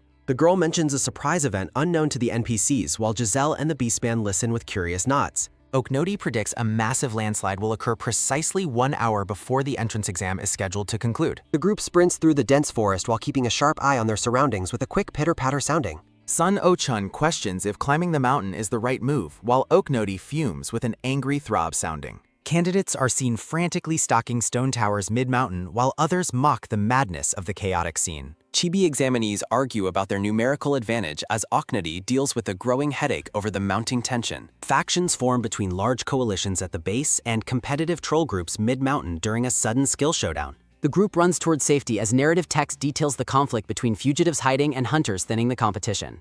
A system window announces that Oknoti has earned 3 points of mountaineering experience while she moves with a light footstep sounding. Further notifications appear to confirm that Oknoti's stamina and vigilance stats have increased during the intense mountain climb. Giselle offers Oknoti a piece of jerky while they run, and she accepts the snack with a cheerful response. Oknoti bites into the snack and immediately realizes this is far superior to any regular dried meat. A blue system window confirms that honey butter jerky has been officially added to the girls' food collection. Giselle notes the girl's impressive appetite as Oknoti continues chewing while a confused examinee watches from a distance. Oknoti decides she must stay on good terms with the wealthy merchant group with a mischievous grin sounding. A hunter group suddenly appears behind them with a loud shout sounding as they catch up to the trio. Exhausted examinees collapse in a dark aura while one desperately cries out that they are all going to die. Sun Oh-chun readies his weapon with a satisfied smirk sounding while asking the hunters if they want to fight. A woman from the Esonia Adventurer Guild blames the children and beastmen for the deaths of her fellow members. Oknoti deadpans while questioning why the woman is targeting them for revenge instead of the actual culprits. The guild member draws her sword with a sharp glare while vowing to pay the trio back for her losses. The two groups face off in the forest as the guild members prepare to attack the children and Beastman. San O-chun tells the woman to target those at fault while Oknoti realizes the guild members are just impulsive children. Narrative text notes the group's aimless rage as the order is given to grab the examinees immediately. The guild leader senses a sudden change in the atmosphere as ropes begin to appear with a sudden click sounding. Oknoti and San O-chun grab hold of a thick rope as the girl's companions watch with total confusion. A system window triggers a massive landslide event as the mountain landscape begins to shift violently. Rocks tumble down with a deafening crash sounding as the examinees are told to prioritize survival over their stone towers. Oknoti grips the rope with a determined look while the mountainside crumbles away with a strained tug sounding. Examinees scream for help as they fall into a massive fissure that opens in the ground with a loud roar sounding. The guild woman desperately tries to hold onto the ledge while debris falls around her with a sharp clack sounding. Several people dangle precariously from a single rope as they are pulled to safety with a sudden yank sounding. The guild woman stares in shock while a small cut on her face begins to bleed with a soft drip sounding. Oknoti strains against the rope while holding the group steady as the ground below them continues to break apart. A massive wall of earth and stone slides down the mountainside with a deep rumble sounding during the chaos. The group lands safely on stable ground with a soft thud sounding as they look back at the destruction. Oknoti checks the rope while feeling a strange sensation and wondering about a mysterious term with a soft rustle sounding. The guild woman asks why Oknoti helped them after all the harsh and hostile things she said earlier. Oknoti pauses to reflect on the question while considering her true reasons for saving the guild members. The girl simply states she helped because she could as her companions watch her with wide, stunned eyes. The guild members are visibly moved by her selfless act of kindness as their previous hostility completely vanishes. Narrative text likens her kindness to the way their late guild leader used to act as the group stands in silence. The guild members from Asonia look down in shame as they reflect on their previous hostility toward the children. Oknoti ponders the beauty of a life lived unconstrained as she watches the sunlight filter through the trees. Isabel and her companion admit their defeat with a humble nod sounding while accepting their failure in the exam. The brown-haired woman speaks about the dignity of being an adult and an adventurer as the wind picks up with a soft whoosh sounding. A guild member informs Isabel that they are forfeiting the exam as she looks at them with wide, surprised eyes. Isabel is completely stunned into silence as she realizes she is the only one from her group being urged to continue. The guild members explain they only participated out of worry for her and admit they aren't strong enough to enter the academy. A guild member tells a tearful Isabel that she must carry their shared hopes forward with a soft sniffle sounding. Oknoti and her group look on as the guild members offer a sincere apology for their behavior with a sudden splash sounding. A guild member asks Oknoti if she can find it in her heart to forgive their leader and accept her into the group. Oknoti places a hand to her chin while considering the request with a thoughtful expression. The companion leans in and tells Oknoti that she saved them, so he will follow whatever decision she makes with a smooth slide sounding. San O-chan agrees to leave the final verdict to Oknoti while the girl prepares to speak. Oknoti approaches the stunned Isabel and simply asks if she has any skills as a cook. Oknoti grabs Isabel's hand firmly with a sudden grab sounding as the woman confirms that adventurers must be self-sufficient in the wild. Oknoti beams with a joyful laugh sounding as she realizes she has successfully recruited a personal chef for her journey. Isabel is overwhelmed with emotion and stands in stunned silence at the girl's sudden kindness. The brown-haired woman blushes deeply and offers her sincere thanks to Oknoti for the second chance. Myung-ho watches from the shadows while noting that even the honorable can gain wisdom from defeat, predicting a bright future for the guild. The monk prepares to announce the results while a system window confirms everyone successfully survived the landslide event with a sharp ding sounding. Blue system windows detail the rewards of unlocking the intuition skill as Oknoti reflects on the importance of subconscious warnings. Oknoti giggles mischievously about her good luck in finding a chef while Isabel watches her with a confused and slightly unnerved expression. Myung-ho addresses the remaining candidates and announces that exactly 185 people will advance to the second round of the exam. The remaining examinees, including the pirate hot boy and the golden-haired youth, listen intently to the monk's address. Irene stands among the crowd with her arms crossed, looking cold and detached as she waits for the next stage. Myung-ho explains that the true purpose of the stone tower stocking was to prove independence and self-direction rather than just a mindless ritual. The monk gestures toward the crowd with a sudden wave sounding while telling the candidates to go forth and prove their worth to the academy. A brilliant light flashes with a sudden shimmer sounding as the monk mentions that there are special exceptions to the standard results. Oknoti is caught completely off guard by the announcement and reacts with a sudden bang sounding. Myung-ho strokes his beard while noting that a certain candidate displayed exceptional skills and also showed unexpected mercy during the chaos. Oknoti looks incredibly uncomfortable and sweats nervously as she is publicly identified as the top scorer of the first round. The announcement of Oknoti's top score draws sharp and intrigued glances from both Irene and the golden-haired Jadis. Hector grins with a menacing look as he towers over the small girl who is now the center of everyone's attention. Oknoti panics and squeezes her eyes shut while begging the other candidates not to stare at her. Oknoti hides behind the Beastman as Myungho offers her the privilege of an immediate pass to the next stage. The Beastman and Oknoti's companions celebrate her success with a loud cheer sounding while telling her she truly deserves it.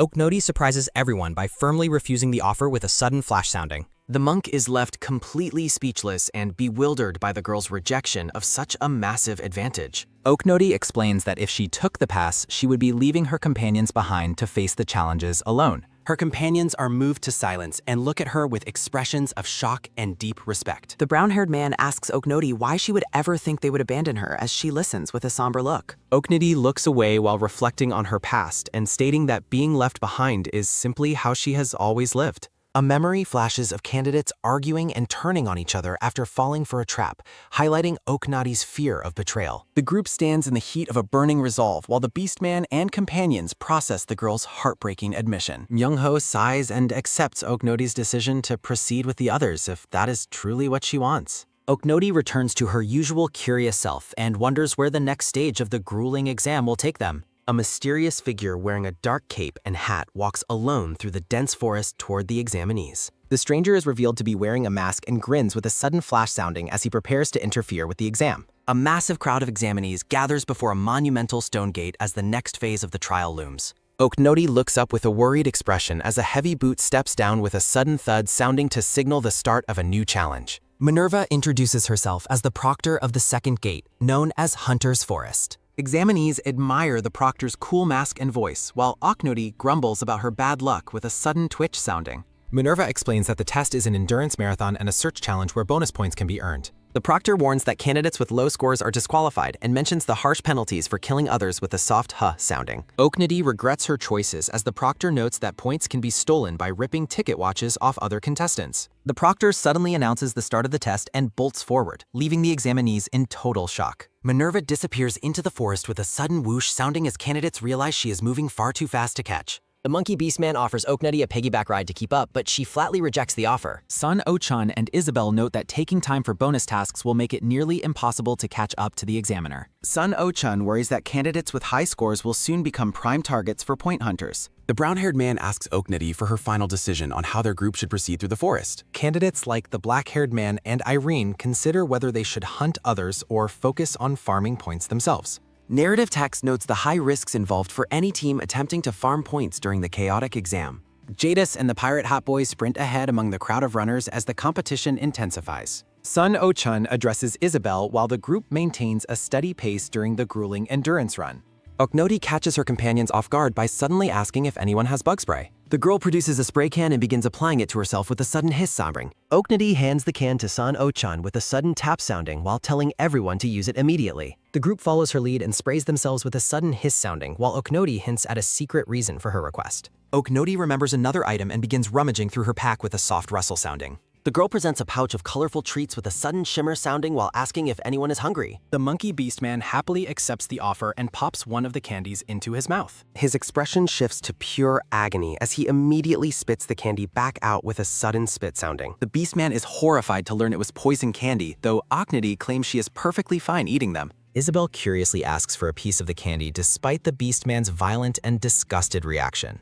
Sun Oh-chun also takes a treat while Isabel prepares to taste the special candy from the girl's pouch. Both Sun Oh-chun and Isabel are overcome with sickness and immediately reject the toxic treats with a sudden retch sounding. Oknoti becomes furious and shouts at her companions for wasting the candy she generously offered them. The girl explains that her maid told her to savor the candies because they were special gifts. Oknoti huffs and runs ahead with a rapid patter sounding while her companions struggle to follow. The Beastman and Sun Oh-chun discuss Oknoti's mysterious background while dismissing her as a simple pawn. Sun Oh-chun's eyes flash with a sinister purple light as he states that her family is the true problem. The Beastman wonders if they should steal the candy pouch, but Isabel rejects the idea as unnecessary. Oknoti continues to lead the way through the forest, clearly possessing a high level of poison resistance. Isabel reflects on how the girl must have been raised with lethal toxins to be this comfortable with them. Oknoti looks back at the group and asks if they are ready to break off from the main path. The monkey beastman is thrilled to realize she wants to prioritize finding side quests for extra points. Sun Oh-chun asks if she is worried about being hunted, but Oknoti mocks his fear instead.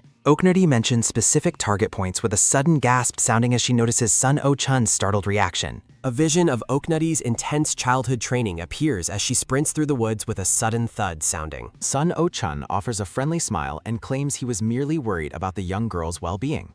Oknoti leads the charge toward their new objective with a rapid patter sounding as the group picks up speed. The group arrives at a wooden signpost with a sudden thud sounding while narrative text notes everyone's unique personalities. Oknoti announces they have found a side quest while the narrator categorizes candidates as either good or nasty. A close-up of the sign details the quest to capture a rare white-tailed mongoose and return it to the base camp. Trainers in camo uniforms stand ready at the camp, promising points for the first 10 candidates to finish. The Beastman asks for a description of the creature and questions Isabel's knowledge of local animals. The monkey beastman admits he knows nothing of such creatures while Isabel looks on with visible exasperation. Isabel provides an illustrated lesson explaining that white-tailed mongooses are the rare and elusive leaders of their packs. Oknoti claps excitedly as the brown-haired woman clears her throat with a sudden, sharp ahem sounding. Sun Oh-chun clenches his fist and confidently states they have everything they need to proceed. A spiky-haired examinee mocks the weakness of a common mongoose while the beastman looks on with confusion. A limp brown mongoose dangles helplessly. The arrogant examinee calls the creature useless and tosses it away with a sudden, sharp wheck sounding. Oknoti catches the falling animal with a sudden rhythmic snap and grab sounding. The man mocks Oknoti for her choice before pausing as if realizing something is amiss. A dark aura surrounds Oknoti as she notices several examinees staring with glowing predatory eyes. Sun Oh-chun rests a heavy hand on her head with a sudden, heavy tyuk sounding while noting she fell for a fake creature. The Beastman laughs about Oknoti's growth spurt as the brown-haired man wonders if she caught it for food. The brown-haired man asks if she truly intends to eat it, as Oknoti admits it might not be a bad idea. Oknoti suggests catching many more as a creepy, glowing energy fills her wide-eyed expression. The group stands before a growing pile of brown mongooses while Isabel mentions she is capable of cooking them. Oknoti adds to the pile with a sudden, dull tuck, sounding as her companion asks if this is getting excessive. Oknoti claims she is catching half for the test as Isabel points out that only white-tailed mongooses are valid. Oknoti tops a nearby tree with a sudden dull tuck sounding and confidently states she can make it work. The girl grins mischievously and announces she has finally found what she was looking for. Sun Oh-chun prepares his spear with a sudden, sharp chuck sounding as Oknoti asks him to crack the tree bark. The beastman strikes the massive trunk with a sudden, loud chwok sounding. Her companions are shocked and impressed by how clever the young girl is being during the stressful exam. Narrative text notes Oknoti's impressive cleverness as white sap drips from the tree with a sudden, steady jururuk sounding. Sun Oh-chun praises her quick thinking as Oknoti smears the sticky sap with a sudden, wet chichuk sounding. 5 trainers in camo uniforms and red cops stand together, looking stoic and observant.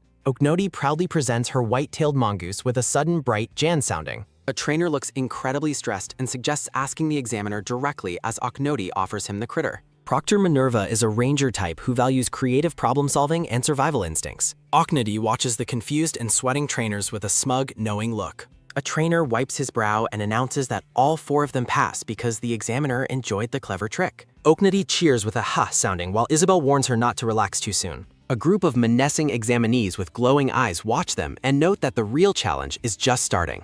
Sun Oh-chun slams his spear into the ground with a sudden, heavy kwang sounding to ward off potential attackers. The beastman stares them down with a sudden, crackling jirit and low cuckoo sounding. A black-haired man and his team back away as they realize targeting Oknoti's group would be too difficult. Sun Oh-chun laughs about being hired while the brown-haired man suggests he buy another round of drinks. The beastman pulls out a flask with a sudden seuk and sloshing chilang sounding while noting that good booze costs extra. Oknoti is shocked to learn the flask contained alcohol and wonders how much she must drink for a food log entry. Oknoti walks alone through the forest with a quiet, thoughtful expression. A table is set with food and bottles during a quiet moment of reflection. A woman splashes her drink with a sudden wet chwok sounding while complaining about her low tolerance. The brown-haired man scolds the beastman for offering alcohol to kids as Oknoti huffs about her lack of food. Oknoti stares intensely at the flask with a sudden quiet ponhi sounding while planning to take it later. The girl becomes obsessed with her food collection as fire burns in her determined eyes. Sun Oh-chun asks if she is worried about getting lost as she reacts with a sudden, breezy hui sounding. The beastman notes the front group is gone, but Oknoti simply suggests tracking them. Oknoti smirks with a sudden quiet pishik sounding while stating she has plenty of leads to follow. The girl points the way forward and announces that it is time for them to move. A system notification appears with a sudden digital deering sounding to confirm she has found the Vanguard's tracks. Sun Oh-chun asks if she actually has hunting experience as Oknudi gives him a tired, obvious look. The Beastman mocks her size, but Oknodi reveals she hunts monsters, and sometimes even people. Oknodi laughs and calls it a bad joke as her companions stare at her in terrified silence. Oknodi is startled as a hand rests on her shoulder, accompanied by a sudden, quick tap sounding. Isabel assures the girl that she won't have to struggle alone anymore, as Oknodi wonders if her companions have misunderstood her intentions regarding the mongooses. The girl excitedly suggests ambushing other examinees to secure their victory, while Isabel promises that the older members of the group will handle the heavy lifting. Oknudi looks up with genuine concern and asks what will happen if one of her new friends gets hurt during the combat. Isabel is visibly taken aback by the young girl's unexpected display of empathy. The short-haired woman reflects on how incredibly naive the young candidate appears to be despite her skills. Isabel is moved to tears by the girl's kindness, with a sudden, sharp sniff sounding as Oknudi secretly hopes her tough act will get her out of cooking duties.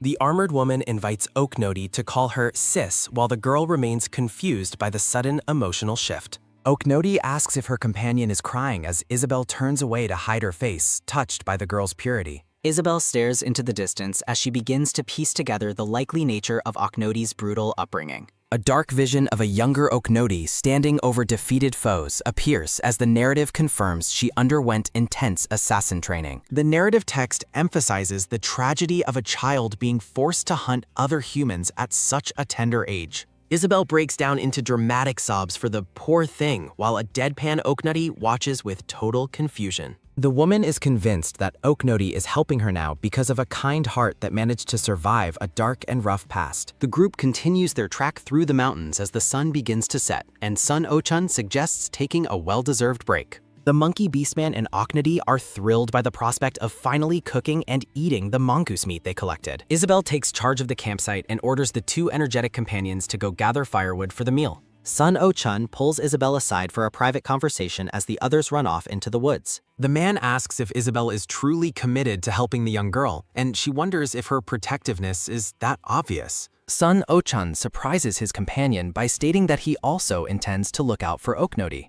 Isabel explains that she owes Oknodi her life and will help her even if the girl's powerful backers are intimidating, causing Sun Oh-chun to realize how serious she is. The woman notes that she couldn't stop the determined man even if she tried, while Oknodi and the Beastman returned with a massive pile of wood. Sun Oh-chun sighs and wonders where he should even begin with his own explanation. The scene shifts as an unknown narrator prepares to reveal the secrets of the group traveling with Oknodi. A menacing silhouette of a tall man with a monocle and a stern-looking green-haired maid appears amidst a swirling dark mist. Someone expertly prepares ingredients with a sudden sharp slice sounding, while noting that Oknodi was skilled enough to easily evade guards on an airship. Isabel remarks that Oknodi is an amazing child in both impressive and heartbreaking ways, while Sun Oh-chun listens intently. While cooking, Isabel mentions she just turned 18 and only learned survival skills to be useful to others, then asks if he is missing any items from his pack. Sun Oh-chun reveals his checkered past as a ticket scalper and admits that while he made good money, it wasn't a life to be proud of.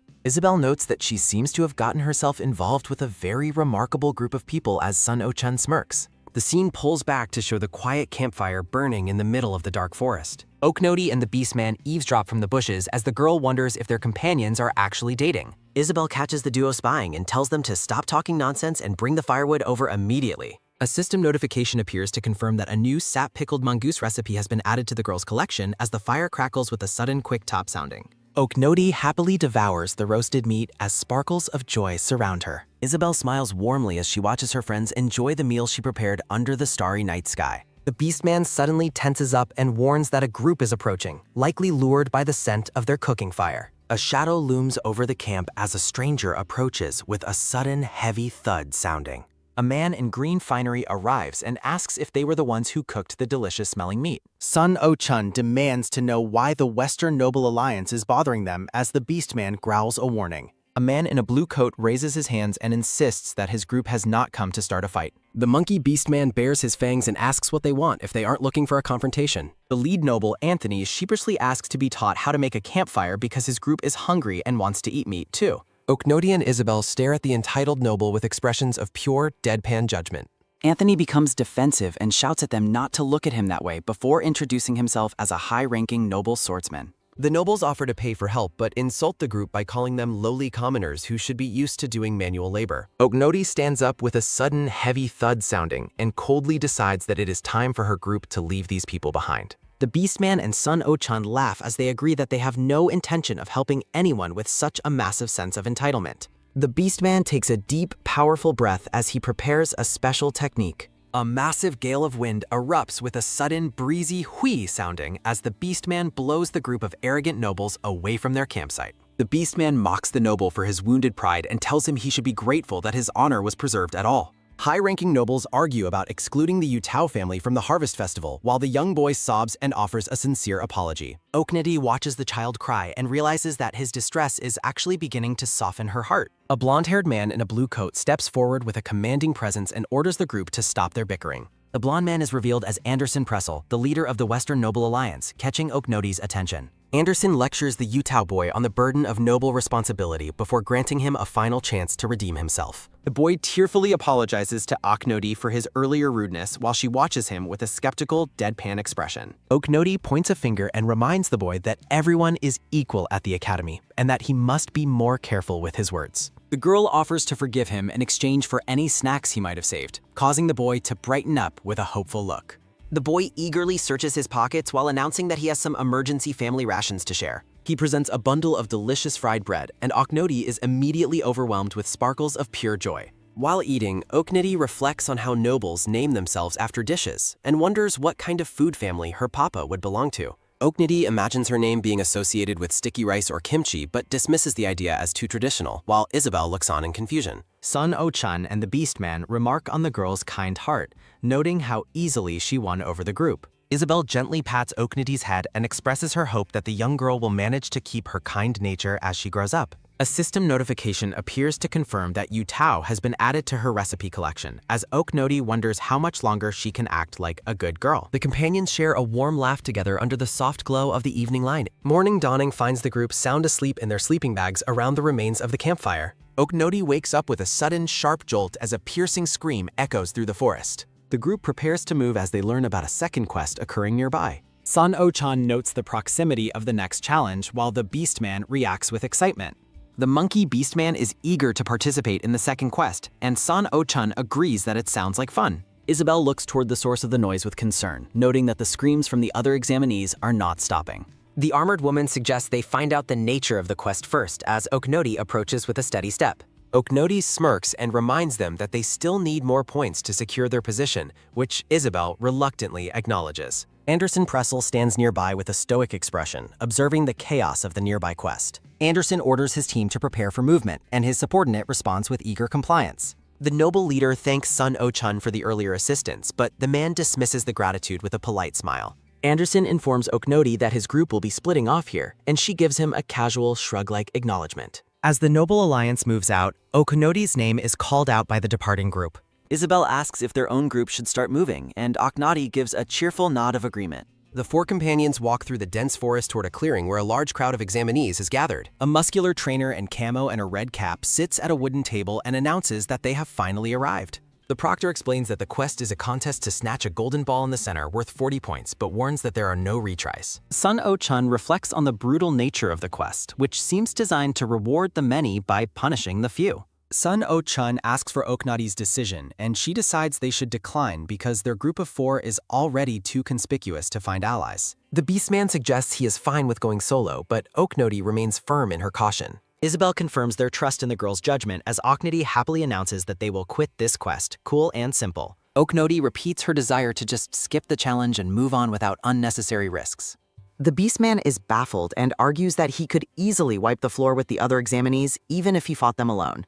The monkey warrior looks back at a group of trembling and nervous examinees to prove his point. Oknoti uses her cute charms to ask the Beastman to trust her just this once, leaving him speechless. The Beastman grinds his teeth and looks away, clearly frustrated by her request. The warrior eventually sighs and admits that based on the first exam, Oknodi's instincts are far superior to his own gut feelings. The beastman laughs and decides to let it slide while Oknodi huffs about having to practically beg for his cooperation. Oknodi reveals the real reason she stopped them was the small chance of a trap as the scene shifts to a menacing figure in a cat mask. The girl notes that getting greedy for points is a stupid way to lose everything while the masked person watches from the shadows. A group of examinees is caught in a web of thorny vines, screaming in pain and begging to be released. The girl in the cat mask giggles and asks how they could have possibly known that her group had teamed up to set an ambush. The masked girl reveals that she was planning to mousetrap any group that arrived regardless of their numbers as the captives watch in horror. A victim screams in pain as the masked girl takes their points with a sudden, firm grip. The masked girl mocks her defeated opponent by telling them to take the re-exam while she laughs at their misfortune.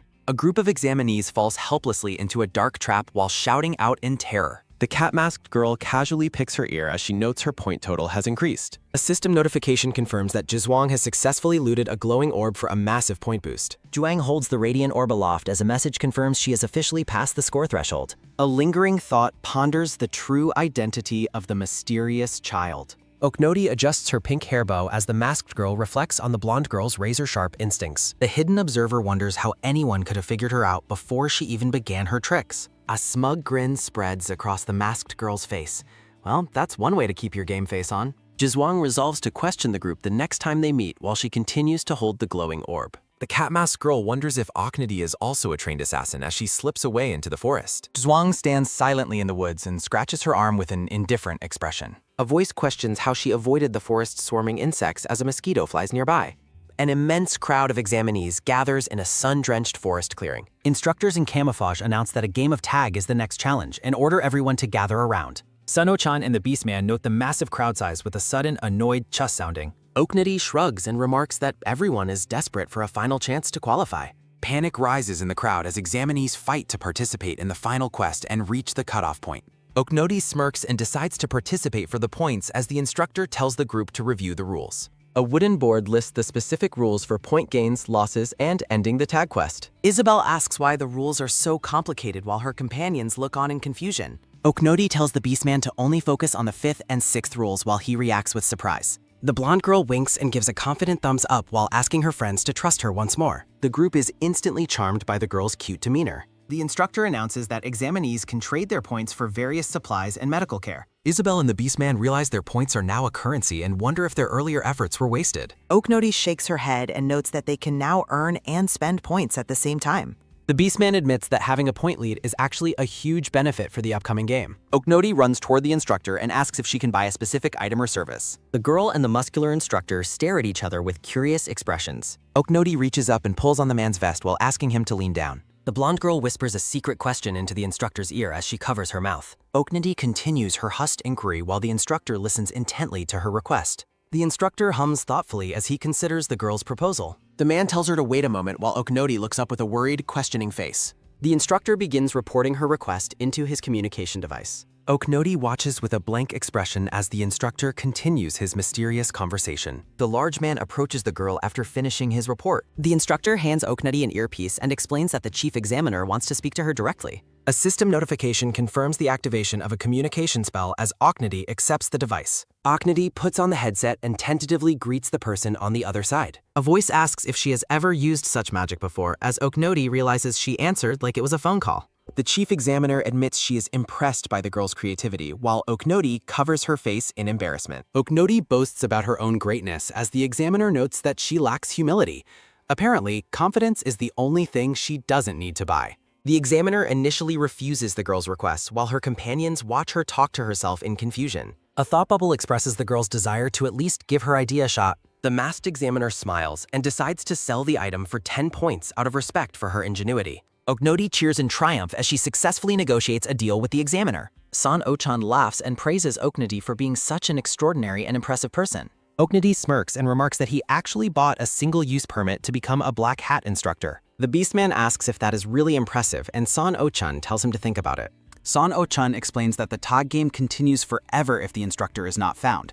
Oknodi asks where the tagger would hide, and the Beastman suggests staying near the instructor to draw others in. San O-chan smiles and gives a thumbs up while exclaiming, "That is it!"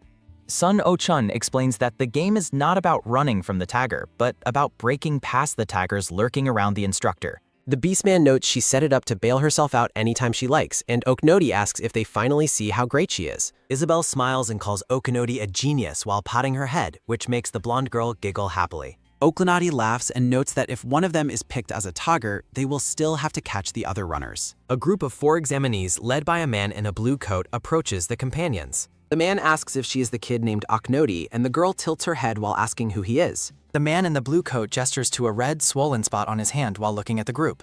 Oknoti looks surprised and asks if he is really serious. The girl asks who Max is, causing the man to sigh and lament that he was not even on her radar. Maximus asks if she boarded the airship on the way there, causing Oknoti to have a sudden realization while Isabel watches. Oknoti recalls meeting 2 children and asks the man if he was the one holding the kid. Maximus smiles and explains that the kid asked him to look after her. Maximus scratches his wrist and explains that there is a nasty trap in this task. Oknoti asks if he means mosquitoes, and the man explains that they are a trap, but not the specific one he means. The dark-haired man tells her to think hard because the challenge is just an illusion. The man asks her how she even knows the Black Hat instructor is nearby. Maximus asks how she knows where the instructor is while her 3 companions react with shock. The man reflects on the rule stating they can only leave through the exit after ending the tag game. Maximus points an accusing finger and tells the group that they are all basically trapped in the forest. Oknoti notes that the man is pretty sharp as she reflects on the real trick of the bonus tag game. A muscular instructor with a glowing red eye looks over his shoulder with a menacing expression. Oknoti stands among a group of examinees as glowing embers float through the air. Oknoti reflects on the standard strategy of scouting for the instructor in the center of the forest to charge through. A thought bubble suggests ticking off Minerva to force her to provide a hint as a man watches people miss their attacks. Oknoti sticks out her tongue and orders the instructor to return to her location, infuriating a masked woman. Sun Oh-chun laughs and notes that she is in a bind now while the Beastman looks on skeptically. Maximus lectures the girl and tells her that she would have gotten through fair and square if she had just listened. A notification registers Oknoti for the hide-and-seek challenge as she touches a glowing board, making Maximus scream in frustration. Oknoti ignores the man and tells her group to move quickly while Maximus is dragged away by his allies. Isabel touches the glowing registration board and apologizes to Maximus as she follows the girl. Oknoti walks forward with her group while thinking that they simply got lucky. The 4 companions walk down a forest path as the sunlight filters through the trees. Sun Oh-chun asks if she is sure she will be okay, and the girl dismisses his concern by saying it is fine. Oknoti smiles brightly and explains that she was at 0 points anyway, and their group only had 1 person end up as a tagger. Oknoti reflects that if everyone had been picked, they would have wasted too much time chasing runners. Isabel says they need to help the girl find a runner fast, but the Beastman wonders how since everyone has seemingly vanished. Oknoti smirks and tells her friends that they have not all quite disappeared yet. Sun Oh-chun asks Oknoti what she is doing as she walks away from the group. The blonde girl walks toward a pile of dry branches and debris on the forest floor. Oknoti peers into the pile and claims she is just checking for fruit while a hidden figure watches her. An orange-haired girl leaps out of the hiding spot and claims she dodged the attempt as Oknoti greets her cheerfully. The orange-haired examinee tumble rolls through the air with a series of quick acrobatic movements.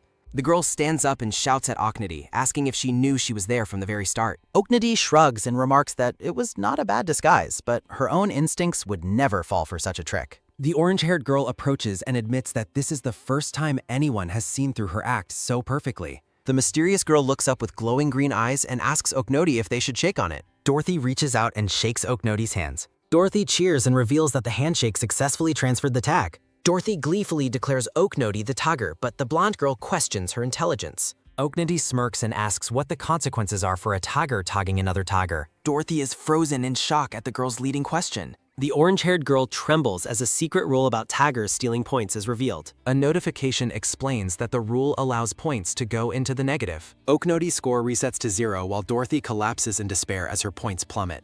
Dorothy rages against the absurdity of a tiger cooperating with runners. A footstep sounds as a voice asks why such a setup is surprising. A voice proclaims that they are operating as a true team. Oknoti stands triumphantly with her 3 companions in a glowing light. Dorothy stares up at the group with a stunned expression. The orange-haired girl blushes and admits she has been completely outplayed. Dorothy grips her arm and laments that her own friends lacked such loyalty. Dorothy explains how her former allies betrayed her because they had no use for a forest keeper. A memory shows Dorothy watching her former group abandon her after tagging her. Oknoti asks for the direction of the betrayers, and Dorothy points toward a specific duo. Hushed voices describe the targets as a merchant's daughter and her childhood friend. Dorothy confirms that her former team was part of a merchant party. Oknoti reflects on how familiar the situation feels while her friends look on. Oknoti decides to share a secret tip as a reward for the information. Dorothy is left speechless after Oknoti whispers a shocking revelation into her ear. The orange-haired girl stands frozen as the group begins to depart. Dorothy wonders aloud why Oknoti would even bother giving her advice. Odanati touches her chin and gives a vague answer as they walk away. Oknoti smiles and admits she simply enjoys helping when she can. Dorothy watches the companions vanish into the trees. The girl offers a polite bow to the group's departing figures. Dorothy turns and heads in the opposite direction. Oknoti leads her team across a field of footprints to track the frontrunners. A system notification confirms Oknoti gained tracking experience as a branch snaps nearby. Isabel expresses doubt about finding Dorothy's former party in the massive forest. Oknoti's attention is caught by something as she gestures toward a distant grove. Sun O-chun identifies a fork in the path while the Beastman cheers for the easier route. Oknoti immediately shuts down the Beastman's suggestion with a flat refusal. Oknoti explains that earning points is less important than a different, hidden objective. The blonde girl raises a fist while her companions react with visible confusion and sweat. Isabel points out that some of the forest's insects are dangerous disease carriers. Oknoti plots to use the insects for poison resistance training, terrifying the men. The Beastman and Sun O-chun eagerly volunteer for physical labor to appease Oknoti. Oknoti is puzzled by the sudden and dramatic spike in their cooperation. A masked instructor leaps through the air as a whistle sounds. The black hat instructor announces the beginning of a 2-hour rest period. Examinees collapse in exhaustion as the instructor encourages hunting or side quests. Oknoti thanks Sun O-chun for the ride as he struggles to catch his breath. The Beastman observes the Vanguard group's efficiency while San O-chan collapses in the grass. Examinees tremble with indecision over whether to risk attempting the side quests. Sun O-chun notes that the most fearful individuals are the ones at the front. Oknoti identifies Duchess Irene and Xing as the only two who seem truly composed. A spin sound resonates as Jigoku twirls her revolver. A sharp cocking sound echoes through the woods. Bang bang! Jigoku shoots into the air while cowering examinees collapse in fear. Oknoti watches the dangerous pirate shoot birds out of the sky and realizes crossing her path could mean death. Sun O-chun explains that people call the pirate the beast from hell, making the Beastman wonder why a criminal is taking the exam. Rhythmic footsteps sound as the red-haired pirate walks directly toward a startled Oknoti. Jigoku holds out a brace of dead birds to the confused blonde girl. The pirate smiles and tells the kid to eat up so she can grow strong. A voice instructs Oknoti to call her sis and keep that relationship a secret. A soft pat sounds as Oknoti accepts the birds while stammering her thanks. Sun O-chun checks on the dazed girl as Jigoku casually walks away. Oknoti drools over the gift and decides that Jigoku is actually a wonderful person. The Beastman and Sun O-chan are shocked by how easily food won her over, while Isabel asks if that is why Oknoti likes her. Oknoti wipes her mouth while her companions look on with sweat-dropped expressions.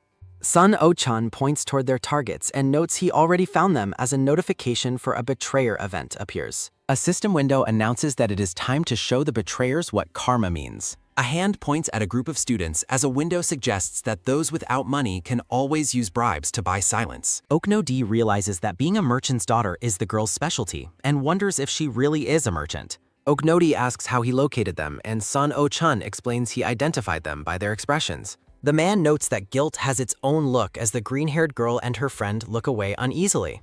The Beastman is impressed as San O-chan explains that reading emotions is a basic skill for any merchant. Oknoti realizes that faces reveal much more than people think and suddenly remembers the duo. A memory reveals that the green-haired Yui and her friend Rockfell were always the supporting duo during forest training. A light thud follows as Oknoti hands her birds to Isabel and notes the duo would normally breeze through the test. Rhythmic footsteps sound as Oknoti runs forward and thinks that their luck changed because she got involved. A firm grip sounds as San O-chan holds the Beastman back to watch the situation unfold. Oknoti rushes up to the green-haired girl who reacts with surprise. Yui condescendingly asks what the little girl wants, but Rockfell sighs and tells her they cannot help because they are out of options. Oknoti smirks and asks if they also refuse to help Dorothy, sending the duo into a state of visible shock. Yui asks how she knows that while Rockfell realizes the girl must have encountered Dorothy. Oknoti confirms it as she recalls the game's mechanics regarding favorability events. A notification explains that clearing Yui's event leads to her abandoning Rockfell for the main character in an infamous betrayal event. Oknoti watches the duo and finally understands why Rockfell is always treated like a pushover. Oknoti reflects that their current distress is just guilt over ditching a friend as Rockfell collapses while admitting he deserves whatever happens. Yui feigns tears for poor Dorothy while Rockfell mopes in silence. Okanodi smiles menacingly and asks herself what she should do with these two betrayers. A loud slap echoes as Oknody strikes Yui's back while shouting for her to take it. Yui is left dazed as a sudden sharp beep rings out from her gear.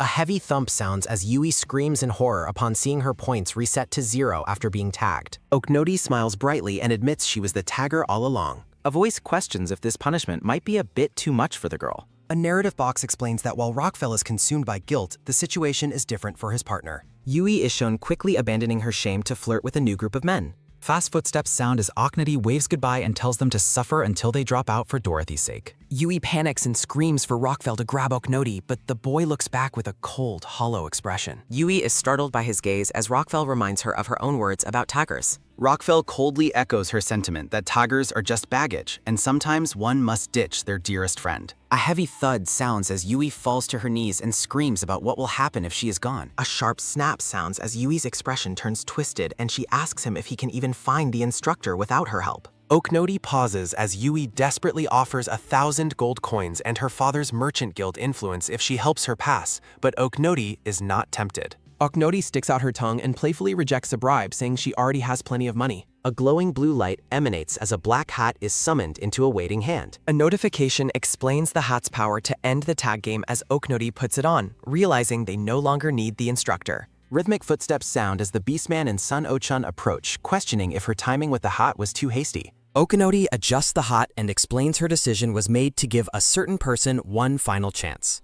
A sharp sound rings out as Oknody holds her hand out toward Rockfell and asks for his decision. The brown-haired boy stares at the offered hand in a daze of hesitation and disbelief. A tap sounds as the group gathers around Okanodi, and a notification confirms Sun O-chun has successfully escaped the tag. A desperate scream echoes through the forest as the green-haired girl realizes her situation is dire. Yui begs not to be abandoned and offers anything for help, while Roxelle looks on with a hollow, conflicted expression.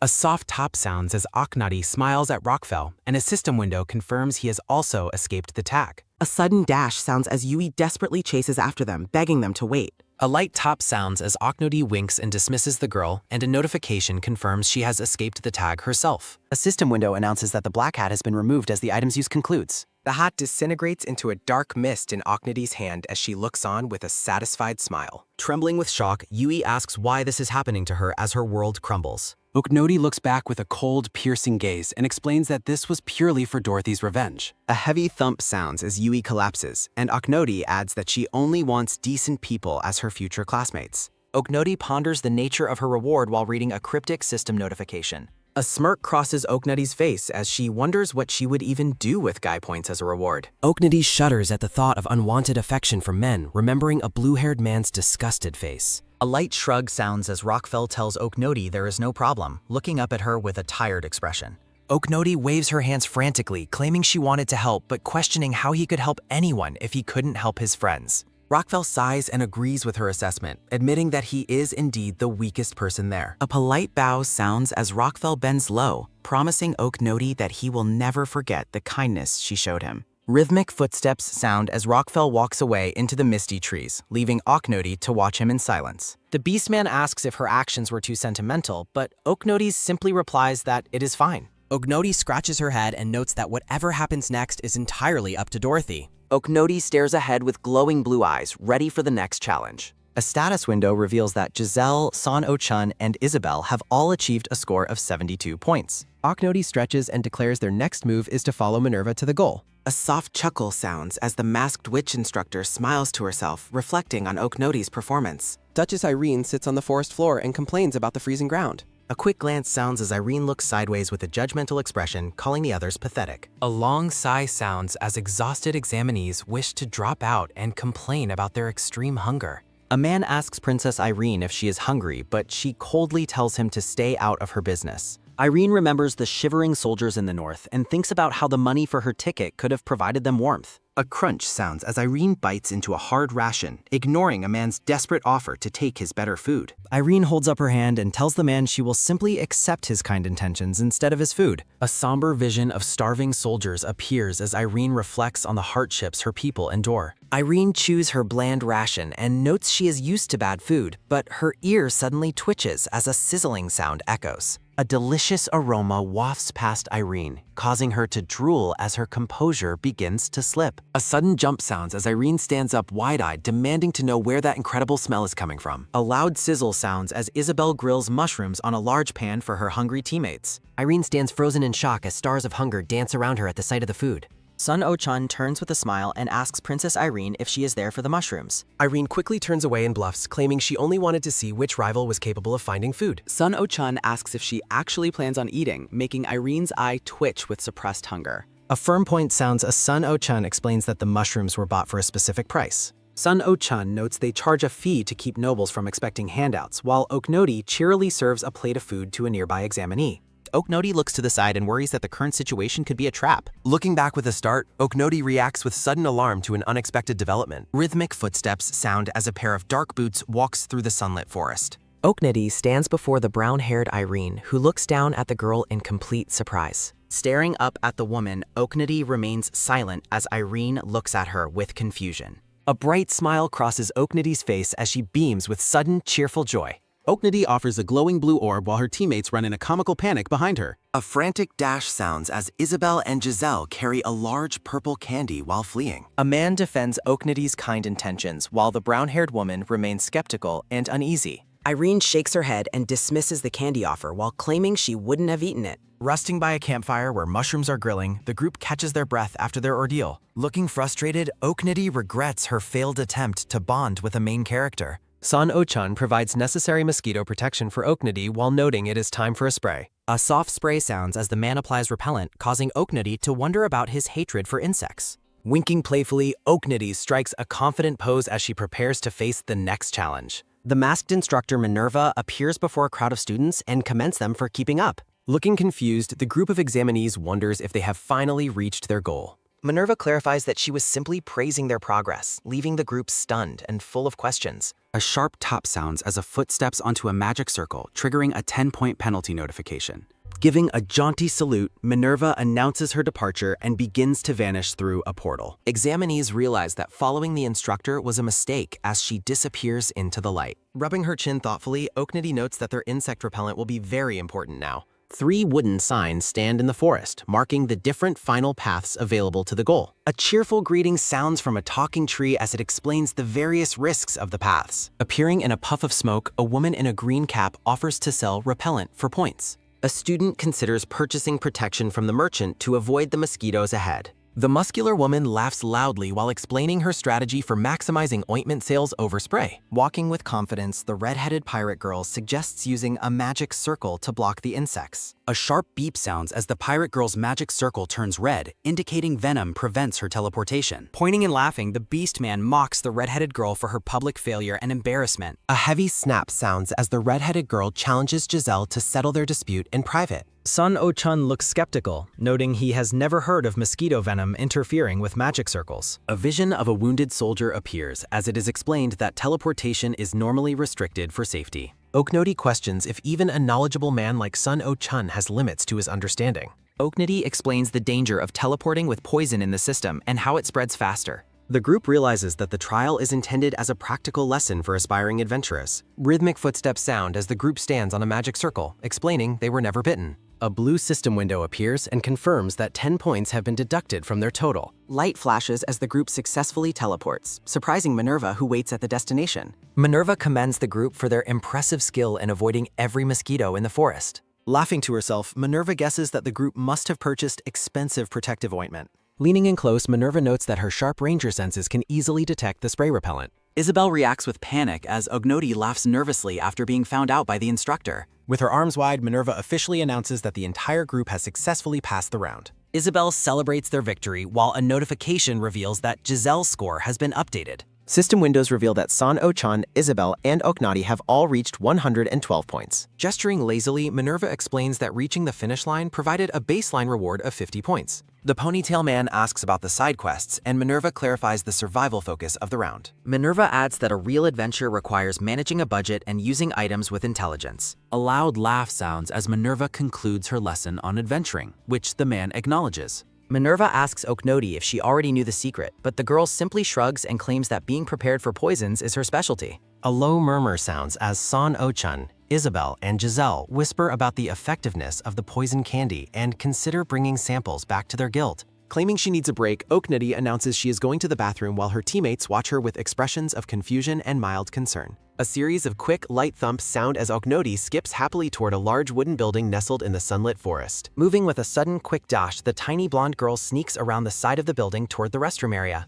Relieved that she wasn't caught, Oknody clutches a purple pouch and reflects on the benefits of completing extra quests as several glowing green, blue, and yellow stones appear. Oknody holds up a shining yellow stone and notes that these items lose their effectiveness once a particular stat reaches level 20. A loud snap sounds as she crushes the stone, explaining that it is most efficient to consume small capstones first and save the larger ones for later. Oknody smiles brightly and tucks her pouch away, deciding to save the best rewards for the final challenge. A startled gasp sounds as the girl freezes in terror when a voice from above asks her about her stone collecting hobby. Perched on a thick tree branch, the man in the gray cap observes that Oknody is strategically mature yet still behaves like a total child. Shaking with fear, Oknody looks on as the narration reveals that only experienced veterans know the true identity of the man before her. The man in the cap looks down with a knowing smirk as it is revealed he is actually a familiar summoned by Minerva. Sweating profusely, Oknody realizes that the instructor managed to completely fool her tracking skills while she was busy.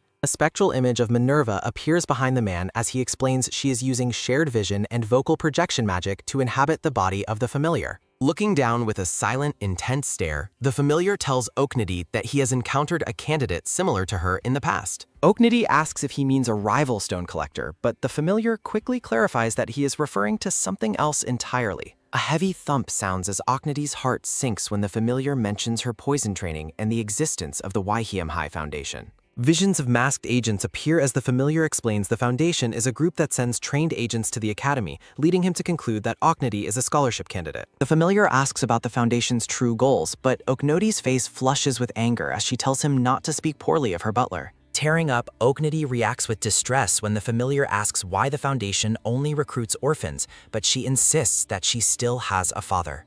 A loud wail sounds as Oknody cries out, asking why everyone acts like she is alone, causing the familiar to scratch his head and offer an apology. Minerva watches through the familiar's eyes and notes that the child is not to blame for the Foundation's actions. Rhythmic footsteps sound as San O-chan and Gazelle walk through the forest, wondering where Oknody has gone. A soft sniffle sounds as San O-chan asks if she was crying, but Oknody turns away with puffy red eyes and insists that she wasn't. Giselle and Isabel grow furious and demand to know who made their teammate cry as they look around with menacing expressions. A sharp pinch sounds as Isabel grabs San O-chan's clothes and tells him that's enough questioning for now. Isabel gently pats Oknody's head to comfort her while San O-chan and Giselle slump over in the background with guilty expressions. Reaching out with a kind smile, Isabel tells Oknody it is okay and promises that the entire team is on her side. Oknody winces and notes that the cloth Isabel is using to wipe her face smells like sweat, prompting an embarrassed apology from the older girl. Oknody stares ahead with a pouty, overwhelmed expression as she tries to process her encounter with the instructor. A quick snap sounds as San O-chan pulls out several folding stools and suggests that the group should take a well-deserved break. Silence falls over the forest gate as San O-chan notes that it will take a considerable amount of time for the other examinees to reach the goal. A soft murmur sounds as the teammates rest in a clearing, waiting for the rest of the group to catch up. As the sun begins to set, the strongest supporting and main characters finally begin to arrive at the forest gate one by one. A faint hum of magic sounds as the most powerful examinees, including the Duchess and the Pirate Girl, arrive after using teleportation circles. A soft yawn sounds as the next day begins, showing Oknody waking up on the forest floor with a sleepy, disoriented expression. A weary groan sounds as the final examinees who took the long path or braved the mosquitoes finally collapse at the finish line. Minerva watches the exhausted group from a distance with a silent, judgmental expression. A loud pop sounds as a magical flare signals the end of the round, and Minerva officially announces that the examination is over. Minerva provides the final statistics, revealing that only 23 participants finished in time, while 13 others were too late. A frustrated growl sounds as the red-haired girl learns that 149 participants either gave up or lost their status watches. Oknody eats a snack and reflects on the fact that her team at least managed to tag the familiar during the exercise. Turning to a nearby girl with brown hair, Oknody decides to offer her a piece of valuable advice as a returning tip. A soft whisper sounds as Oknody tells the girl to return to the start and look for the instructor there, leaving the examinee in complete shock. Giselle scratches his chin and asks why the participants who ran out of time were even summoned to the finish line if they were already out.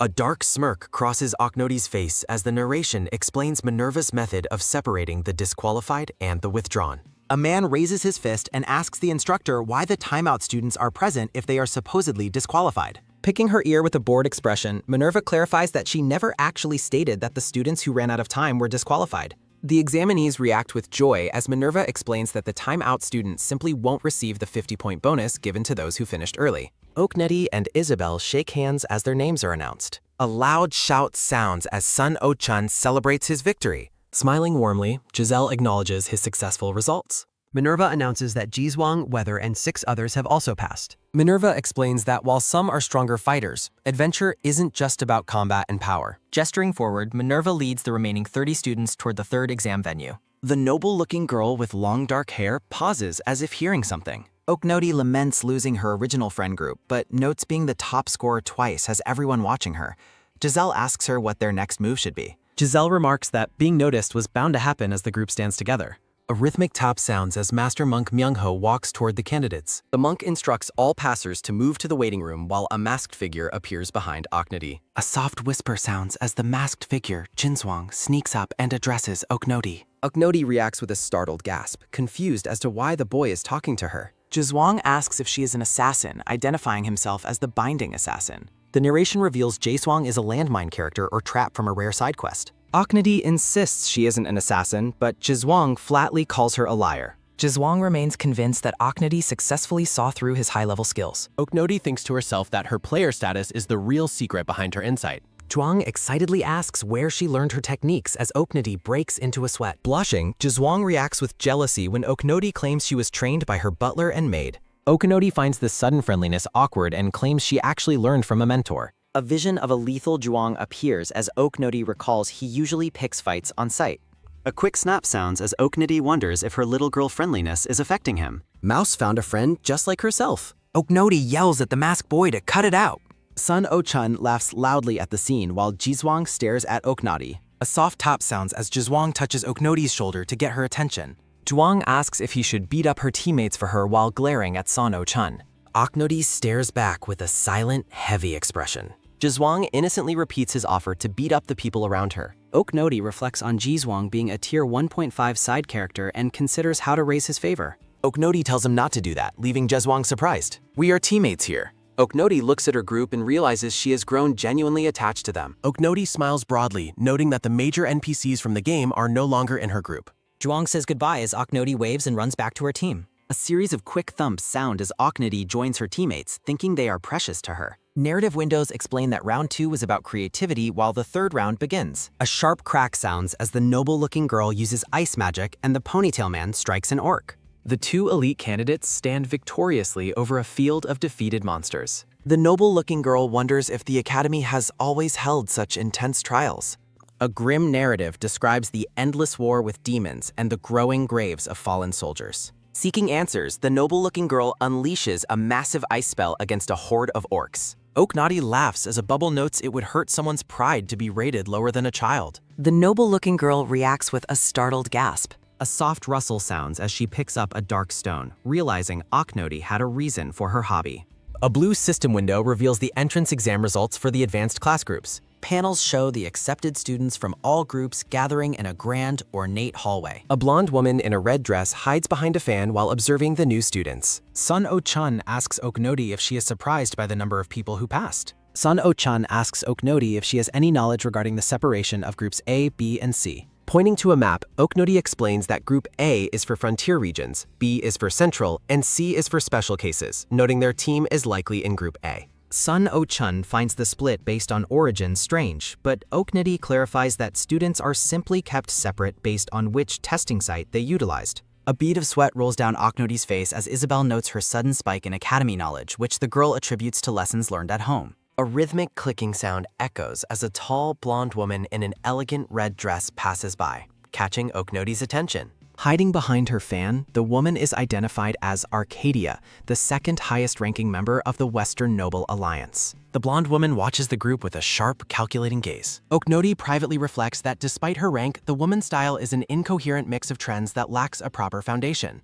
Oknoti speaks up and gets Arcadia's attention, causing the noblewoman to pause in surprise. A soft rustle sounds as Arcadia spins around, delighted by Oknoti's praise and her suggestion that the outfit would pair perfectly with a fur coat. Radiant sparkles surround Arcadia as she boasts about having a winter outfit ready, leaving the rest of Oknoti's team at a loss for words. A quick snap sounds as Arcadia decides to be generous, though Oknoti's internal narration notes there is no practical benefit to raising favor with her.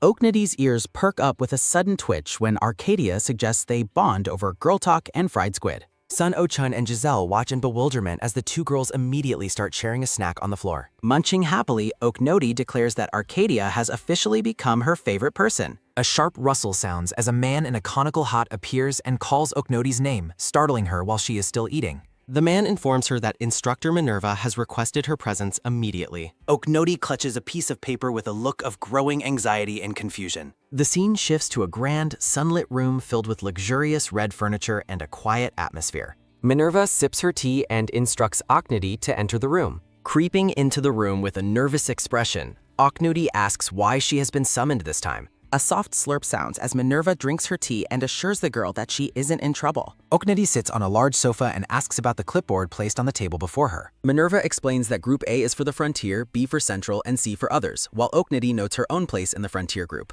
Oknoti's face pales in horror as Minerva reveals that her name has never been registered in the International Identification Archive. A soft slurp sounds as Minerva continues drinking, leaving Oknoti to hope desperately that the news is a mistake.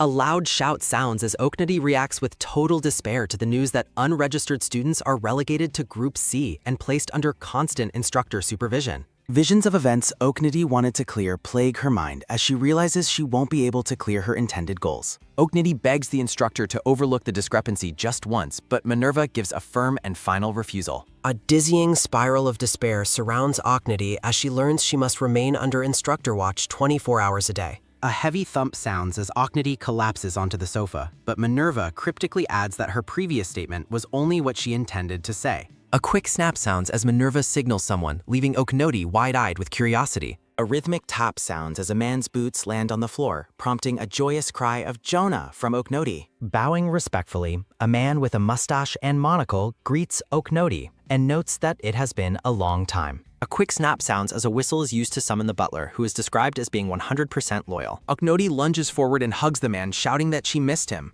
The man is identified as Jonah Waihimhai, Oknoti's perfectly trustworthy butler. A sharp pinch sounds as Jonah places a firm hand on Oknoti's head, telling her that such behavior is unacceptable. Oknoti rubs her head with a teary expression, while Jonah tells her to maintain her composure. Jonah turns to the instructor and asks if he may have a moment of privacy with Oknoti. Minerva agrees and walks away, leaving the butler and his charge alone. The two stand in the center of the large room, surrounded by bookshelves and elegant decor. A sudden thump sounds as Jonah grabs Oknoti by the shoulders and tells her to listen carefully. Jonah looks down at the girl with an intense, serious expression. Oknoti looks back with wide, confused eyes and repeats the butler's name. A hum of magic sounds as the team stands within a glowing teleportation circle in the middle of the forest. Oknoti stands with a confident posture as the narration describes her as a talent on an entirely different level from those who barely passed. Jonah stares forward with a grim, determined look. A soft shimmer appears in Oknoti's eyes as she looks up, regardless of her achievements. Oknoti clings to Jonah's leg as the narration concludes that she will always be labeled as a scholar of the Waihimhai Foundation. Jonah stares intensely, reflecting on the wary relationship between the world and the Waihimhai Foundation. Jonah suddenly and firmly seizes the startled Oknoti by her shoulders. Jonah reveals his past as a former Foundation scholar, prompting a surprised Oknoti to question if he is serious. Jonah warns that she's at a life-altering crossroads and that the Foundation's support isn't selfless, but Oknoti's simply asks what they truly want. A grim vision shows an older Oknoti shackled to a massive weight, illustrating how the Foundation will eventually demand her total devotion. Oknoti acknowledges the warning as Jonah prepares to explain a crucial alternative path. Jonah explains that she could find true freedom by refusing the Foundation's backing, leaving Oknoti utterly confused as to why she would ever do so. Jonah urges her to consider the offer seriously, noting that the Academy is showing her special favor as the top entrance scorer. A contract reveals that the Academy is willing to cover all her debts and protect her from the Foundation's influence. Jonah offers her a pen and explains that signing will allow the Academy to create an entirely new identity for her. Oknoti stares blankly at the document with the pen held in her hand, processing the weight of the decision. Okanodi asks about Jonah's fate, and his eyes close as he reveals that his loyalty to the Foundation would mean saying goodbye forever. Tears well up as Okanodi loudly protests that she will never abandon him, wondering why her heart feels so heavy. Jonah gently pets Oknodi's head to comfort the Faving girl. Narrative captions reveal Jonah feels a shameful satisfaction in being chosen by her, even though she is heading toward an irreversible fate. Jonah warns that having others decide her fate is despair, but Oknodi insists she can just keep climbing higher on her own. Jonah asks if she really believes she will be different, and Oknodi simply smiles and says everything will be fine. A radiant glow surrounds Oknodi as she confidently declares that she is the player after all. Oknodi shrugs and explains that as her father's daughter, the Foundation is effectively hers to help in the end, leaving Jonah speechless. Oknodi beams and adds that helping out her father is only natural, her eyes sparkling with cheer. Jonah wonders how to handle a bird that refuses to leave an open cage, as a vision shows Oknodi standing inside a massive, shimmering bird cage. Jonah clenches his gloved hand with newfound determination. A dark aura emanates from Jonah as he straightens his suit with a grim, resolute expression. Jonah announces that from this day forward, he will act as her official sponsor and representative within the Foundation. Oknodi happily agrees and holds up her whistle, noting that Jonah has always been on her side. The sunlight reflects brightly off the metallic surface of the whistle. Oknodi looks up at her butler with a soft, affectionate expression. Oknodi takes Jonah's hand and asks if all the boring paperwork is finally finished. Oknodi walks alongside Jonah, eager to share her stories from the entrance exam. Narration reveals that Jonah risks being disposed of by the organization if he repeats past mistakes involving the girl. Jonah reflects on the danger but finds it moving that Oknodi trusts him so completely despite the risks. Oknodi pauses and calls out to Jonah with a hesitant expression. Fidgeting with her fingers, Oknodi shyly asks when she will be able to see him again. Jonah explains that the rules only allow sponsors or their official proxies to visit once a month on a set day. Oknodi grumbles to herself about the realism of her current situation, leaving a confused Jonah to stare at her. Jonah tells her to avoid saying strange things so she won't be bullied, but Oknodi proudly boasts about already having plenty of friends. Jonah smiles, noting that anyone Oknodi opens her heart to must be special, as the girl chatters happily beside him. Oknodi begins to walk away, her long hair swaying behind her. Jonah announces that he will be going now, causing Oknodi to stop and look back with a startled expression. Jonah bows deeply and tells her to take care of herself until they meet again. Oknodi waves her hand energetically and wishes Jonah well. Oknodi walks alone through the grand, sunlit hallway of the academy. An aerial view shows the sprawling Gift Academy grounds nestled among the lush green mountains and rocky cliffs. Narrative windows explain the Academy's barrier is for student safety, though Oknodi privately notes it won't stop determined intruders. A blonde boy in a blue uniform stands with crossed arms while an ape-like student picks his ear in the crowded hall. A staff member shouts for all the new students to submit their bags for a check for forbidden items. The search for outside magical gear begins, and a staff member quickly identifies a banned item in a student's bag. The ape-like student mocks the brown-haired boy for trying to cheat with overpowered equipment. The staff member tells the orange-haired student he can keep his giant stick, but needs a permit to use it for training. Oknodi reacts with utter confusion. The braided staff member lists the compass, glowstone, rescue mirror, and steel knife from her bag, asking if she planned a dungeon expedition, but Oknodi confidently identifies herself as an adventurer. The staff member declares that everything will be confiscated, prompting Oknodi to protest that it is not fair. The staff member explains there is nothing to be done and suggests she buy what she needs inside the academy. The staff member adds that she could also earn permission with enough points, leaving Oknodi puzzled by the mention of points. The staff member clarifies that the points earned during the entrance exam serve as the student's starting balance. Oknodi expresses excitement as the staff member explains she can check her points on the magic watch provided to every freshman. A series of beep sounds as a digital window displays bonuses for early arrival and ranking first in the advanced entrance exam class. A beep sounds as the status window reveals Oknodi has a staggering total of over 200,000 points. Oknodi boldly declares her intent to spend points on usage permissions, catching the staff member off guard with her enthusiasm.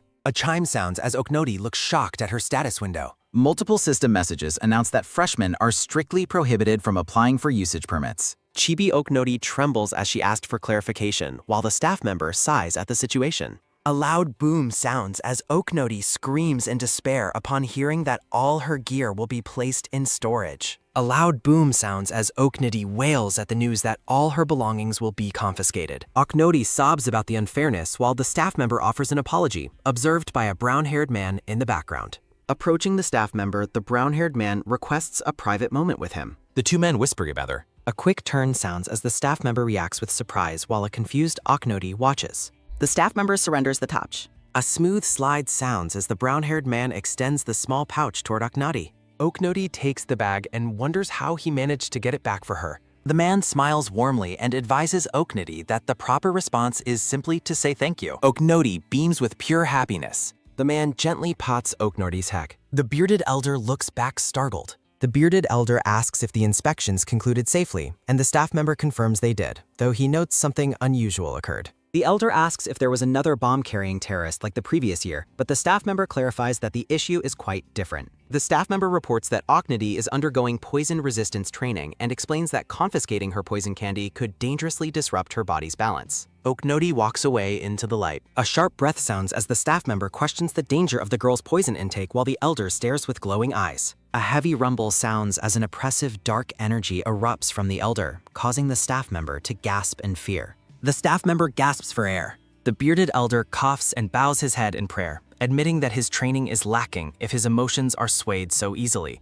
The elder expresses shame for showing such a side of himself, but the staff member dismisses it, noting that he was also shaken. The staff member reveals that the girl has a habit of eating stones, leaving the elder completely stunned. Clutching his head, the elder laments how tragic it is that her harsh training likely caused a mental disorder. A potion bottle sits among shards, illustrating a life forced to rely on poison. Images of a younger Oknoti appear as the elder asks the staff member to hide the matter from the higher-ups despite academy regulations. The elder argues that empathy must exist alongside laws and declares that he will personally watch over the girl. The staff member prays that nothing bad will happen to the student. The bearded elder closes his eyes and prays for the girl to be at peace. Narrative text reveals that the first report from Oknoti has arrived as a man writes at a desk. The report lists her dorm room as 111 and mentions her sponsored uniform, but warns against entering room 111-1. A rustle sounds as Jonah examines the letter, noting it matches her handwriting and that she requested no support items from the Foundation. Jonah wonders which professor will be the next to succumb to the charm of a scholar from the Foundation. Narration explains that professors are incapable of ignoring students with such extraordinary talent. Jonah sighs, reflecting on how the Foundation will eventually use professors by holding their students hostage to their talent. A student stands alone and somber. Jonah shakes his head in disappointment. Jonah carefully inspects the academy report through his monocle, focusing on the latest details. Jonah is troubled to see that Oknoti has requested no support items from the Foundation. Oknoti walks through the Grand Academy hallway, unaware of Jonah's concerns about her independence. Resting his chin on his hand, Jonah resolves to find a way to assist the girl. Jonah is baffled by a cryptic sticky note warning him not to enter room 111-1. A close-up highlights the specific warning regarding the mysterious room left on Jonah's document. Standing in her dorm, Oknoti realizes she has a full week to wait before the ceremony. Oknoti assumes the room warning was sent by mistake, but continues settling into her new dormitory. Oknoti reveals that her room contains a secret unknown to any of the Academy's residents or staff. Approaching a seemingly ordinary section of the wall, Oknoti prepares to reveal the answering door. A series of sharp, rhythmic knocks sounds against the wall as Oknoti tests the secret mechanism. Oknoti expresses annoyance that the hidden door actually answers back when she tries to interact with it. Red-haired Hestia sits on her bed, identified as the game's first major boss character. Narration explains how Hestia's isolation leads her to talk to a non-existent neighbor through the wall. A terrifying vision depicts Hestia's eventual descent into madness as a frenzied, axe-wielding berserker. Oknoti determinedly declares that as a veteran player, she will never waste such a valuable resource. Oknoti requests future exam questions from the secret door, which readily agrees to provide them. Hestia looks completely bewildered as she finds herself holding a stack of books provided by the wall. Arcadia, the Princess of Florence, beams with delight and calls out an affectionate nickname for Oknoti. Arcadia finds Oknoti irresistible and playfully pokes the girl's cheek while they share a meal. Oknoti observes that the princess seems to have taken an incredibly strong liking to her. A system window details Oknoti's increased understanding of Arcadia's personality and her kingdom's strict etiquette. Arcadia reacts with ladylike surprise while holding her fan during their conversation at the table. While Arcadia playfully lectures her on proper noble behavior, Oknoti finds the constant fussing quite bothersome. A system notification announces the discovery of a rare recipe, exciting Oknoti's interest in her collection. A sudden sharp top sounds as a student sets down a teacup to get Arcadia's attention. A brown-haired student approaches the table requesting a private moment to discuss an important matter. Arcadia politely questions the visitor's purpose while Oknoti continues to eat beside her.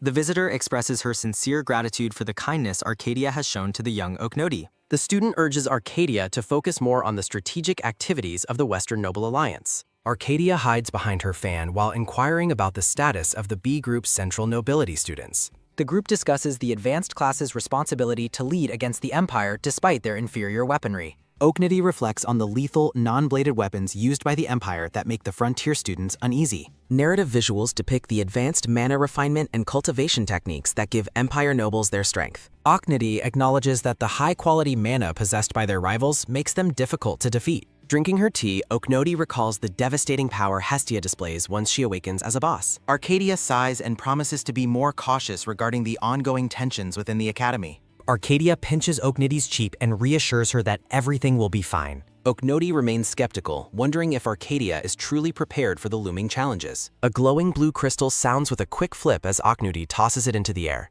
Oknody walks happily through the halls, hummed a tune while celebrating her luck for the day. Oknody's thoughts of lunch are interrupted by a harsh insult directed at her from across the hall. Oknody stops and stares as a large crowd gathers for a confrontation in the hallway. A group of formal noble students confront those who have finished exercising, criticizing their lack of uniforms. The athletic students argue that wearing uniforms is only a recommendation rather than a mandatory rule. The leaders of both factions engage in a heated face-to-face argument, demanding apologies from one another. A system window identifies the verbal clash as the first group competition event of the term. A new system message prompts Oknody to choose and support a faction to befriend. Oknody pauses to carefully evaluate which group of students would make for the best allies. Prioritizing strategic power, Oknody decides to side with the higher-tier Empire students. Scheming to befriend the nobles, Oknody is surprised when someone calls her name. Isabel asks if Oknody arrived to help, leaving the younger girl completely shocked. Oknody is bewildered by Isabel's presence among the athletic group.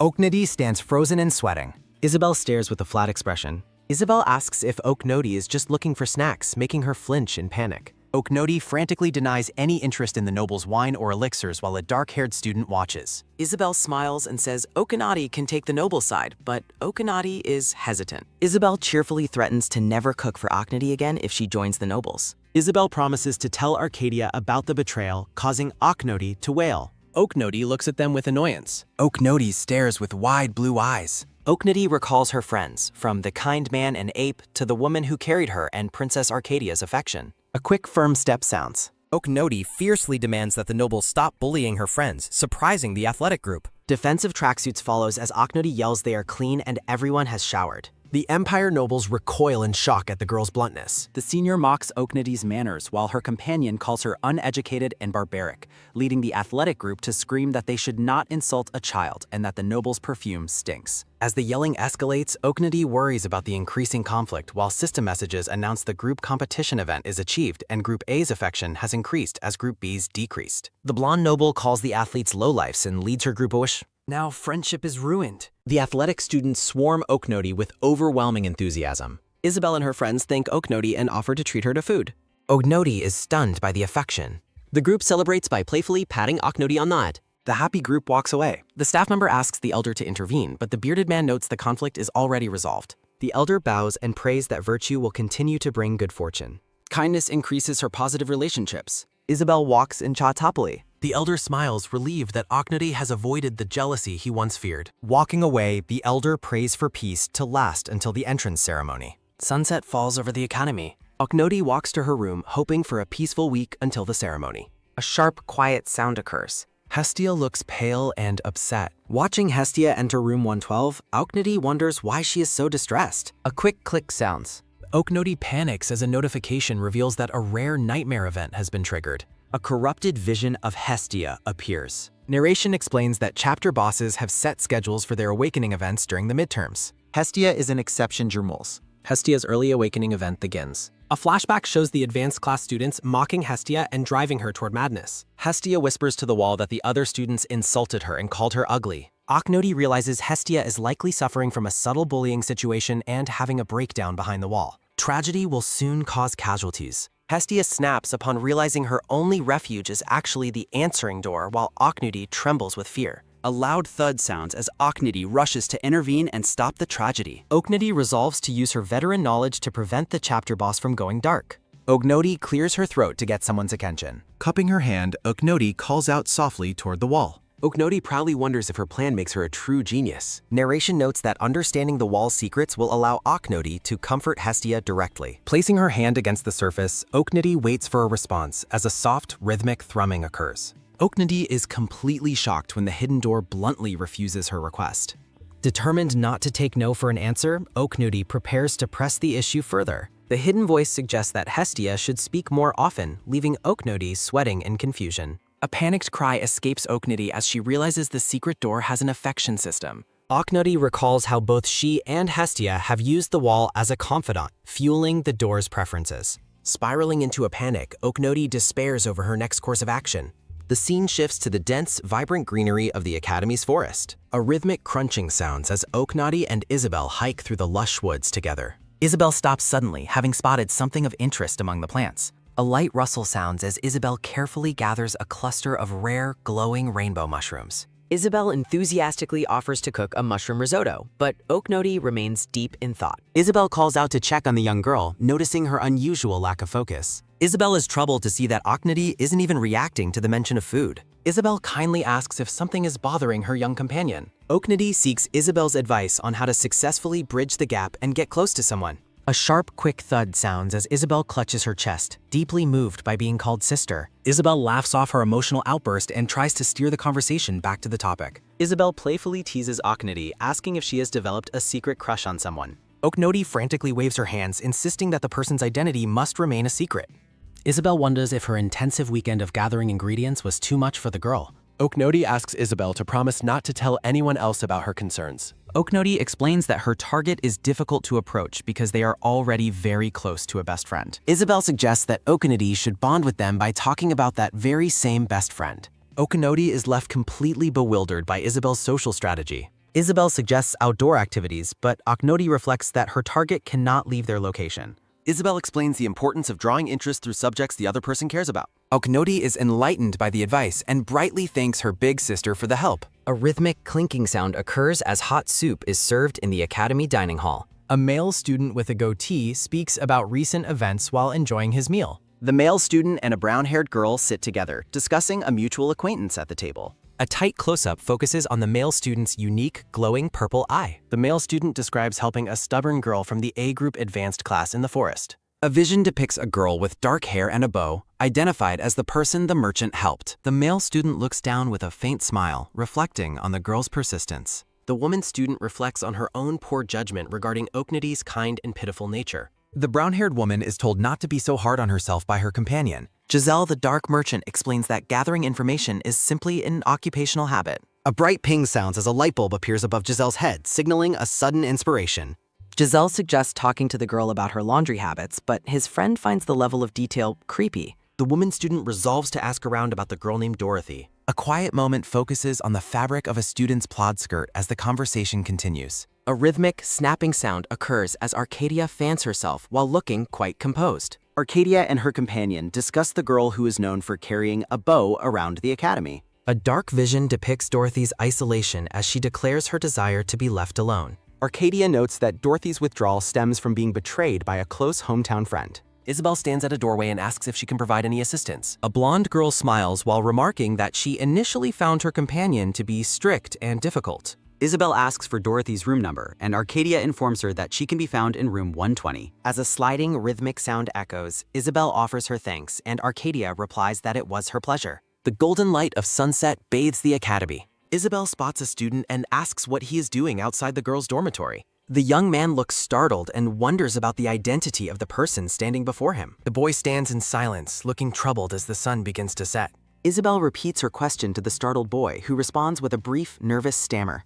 Looking down with a somber expression, the boy identifies Isabel as Oknody's teammate. A somber vision of Dorothy appears behind the boy as he reflects on their shared history. Isabel asks why he acted that way if he was going to feel so guilty, and the boy admits he wasn't thinking clearly at the time. Clenching his fist tightly, the boy explains that he felt he had to pass even if it meant everyone else would fail. Isabel listens in silence as the boy's regrets weigh heavily in the evening air. The boy claims he was intending to visit Dorothy anyway, causing Isabel to react with a sudden look of surprise. Isabel offers to tell Dorothy that a creepy guy has been loitering, but the boy shamelessly begs her to help him instead. Isabel pauses as she turns away, wondering about the boy's true intentions. Bathed in the golden light of the sunset, the boy offers a small, grateful smile and says thank you. Isabel dismisses the boy's gratitude and turns back toward the dormitory entrance. Narration explains that Isabel feels this favor is nothing compared to what Oknody has done for them. Arriving at the door marked 120, Isabel reaches out and gives a firm, quick knock. A voice from inside asks who is there, and Isabel identifies herself clearly. Isabel explains she is Oknody's teammate who helped in the forest, and a wary Dorothy slowly opens the door.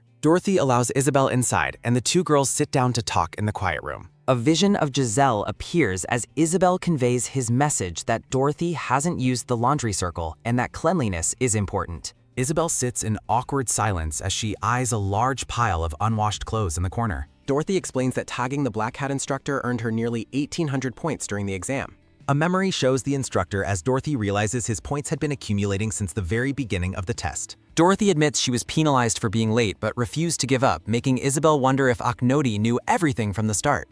A radiant vision of Oknody shines in Isabel's mind. Deeply moved, Isabel clutches her chest as she realizes how much Oknody truly worried about them. Isabel clarifies that she actually came to ask Dorothy for a specific favor. Dorothy's eyes narrow as she suspiciously asks if the favor is related to the idiot waiting outside. Looking down at her bed, Dorothy firmly states that she has no intention of forgiving him. Isabel agrees that someone who has betrayed once is likely to do it again, making Dorothy's distrust natural. When Dorothy asks what the real question was, Isabel explains that Oknody mentioned wanting to be friends with her. Stunned and wide-eyed, Dorothy asks in disbelief if Oknody really wants to be her friend.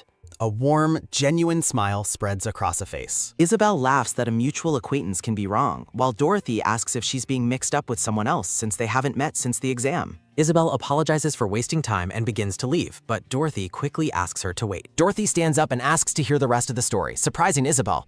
The two girls sit back down and continue their conversation in the fading light. Dorothy ponders the news that Oknody has someone she specifically wants to get closer to. Dorothy asks if the person is the next-door neighbor, leaving Isabel completely confused by the suggestion. Dorothy explains she has overheard other residents whispering about the people in rooms 112 and 111. Dorothy puffs out her chest proudly while Isabel looks on with a bewildered expression. A flashback reveals Dorothy's habit of secretly watching others from behind large plants to gather information. Isabel's sweat drops as she realizes she might be just as creepy as the people she previously criticized. Thinking deeply, Isabel reflects on the information regarding the neighbor next door. Isabel stands before a door marked 110 and gives a soft, rhythmic knock. A gray-furred beastfolk girl looks out from behind a door with wide, glowing yellow eyes. Isabel is startled to find a beastfolk student living in the dormitory and introduces herself. Isabel watches awkwardly as the beastfolk girl begins grooming her arm in silence. Isabel asks if she knows anything about the neighbor, finding it difficult to ask the person directly. Looking concerned, Isabel listens as the beastfolk girl mentions something that has been bothering her. The beastfolk girl gives a thumbs up while remarking that the neighbors' conversations never seem to connect. Isabel looks back in confusion, questioning what it means for their conversations to not connect. The beastfolk girl explains they both talk as if a third person is present, dismissing them as lonely outcasts while Isabel spirals into stress. A vision of Oknody's cheerful teammates appears as the context of their friendships is weighed. Isabel collapses in despair at the thought that Oknody's desired friend might just be an imaginary one. Dramatically crying out Oknody's name, Isabel's silhouette is cast against a vibrant sunset-colored sky. A sharp blue light flashes as Isabel's eyes widen in sudden, startled realization. Isabel leans in to ask how the beastfolk girl could possibly know they were talking to themselves. Posing against a bubbly background, the beastfolk girl explains that scouting her surroundings is simple survival preparation. The beastfolk girl retreats into her room, leaving Isabel feeling unsettled by her creepy observation habits. Shifting to a memory, Oknody stands in her hoodie, looking back with a confused expression. A close-up reveals Oknody's narrowed eyes as she finds her target more troublesome than expected. Frustrated and fuming, Oknody demands to know what specific item will help raise the target's affection. A hand clenches into a tight fist as the hidden voice claims total ignorance about affection-raising items. Oknody slams her hand against the wall in a rage, asking if there is anything at all the target wants. Oknody turns pale and freezes as the voice through the wall suddenly asks her to come visit. Stunned by the unexpected invitation, Oknody can only respond with a faint, disbelieving whisper. Oknody realizes with a cold sweat that being invited to visit means entering the wall itself. A glowing spectral figure of a woman appears, illustrating the trap of needing a replacement to escape the wall. Oknody trembles with anger, realizing her veteran knowledge barely saved her from falling for a dangerous trick. A muscular woman with long red hair leans against the wall, shyly asking if she can be friends.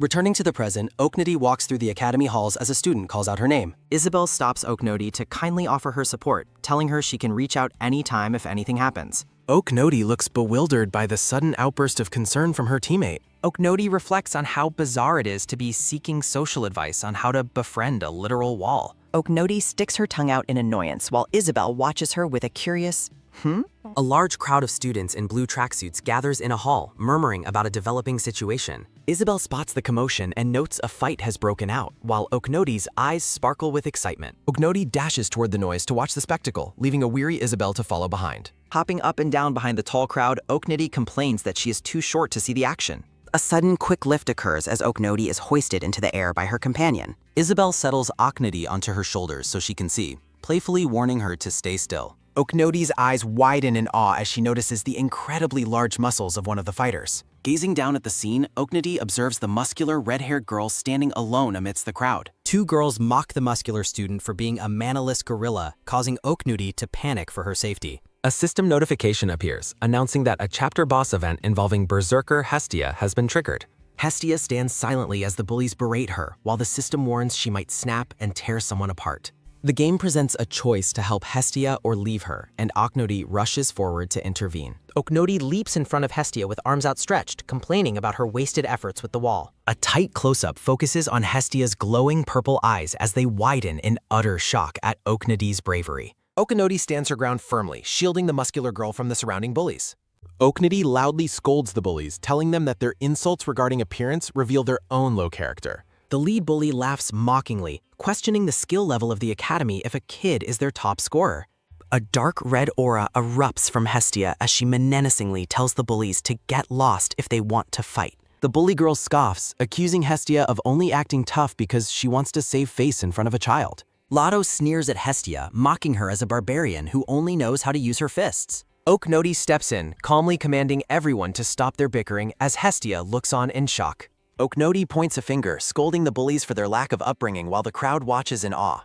Trembling with intense rage, Lotto asks if Oknoti is truly prepared to face the consequences of her words. A student rallies for Lotto to fight back as the martial artist turns with a fierce and determined gaze. Wearing her red and black training gear, Lotto prepares for combat with a cool and focused expression. Lotto displays her martial prowess with a high, powerful kick that sends a wave of force through the air. Hestia is stunned by the move, while Oknoti remains entirely unimpressed by the demonstration of skill. Lotto boasts of her professional combat training and warns Oknoti that their spar will be incredibly painful. Hestia prepares to defend Oknoti, but the young girl tells her everything will be fine. Oknoti gives a confident thumbs up, reminding the group that she was the top scorer of the advanced class. Oknoti challenges the stunned Lotto to settle their differences in the Academy's official training arena. Oknoti accepts the upcoming battle with an intense, blue-eyed stare, while Lotto continues to fume in silence. Both girls trade dark smiles as they vow not to regret the high-stakes duel they have initiated. Hestia watches Oknoti with a look of deep concern as an ominous energy begins to fill the room.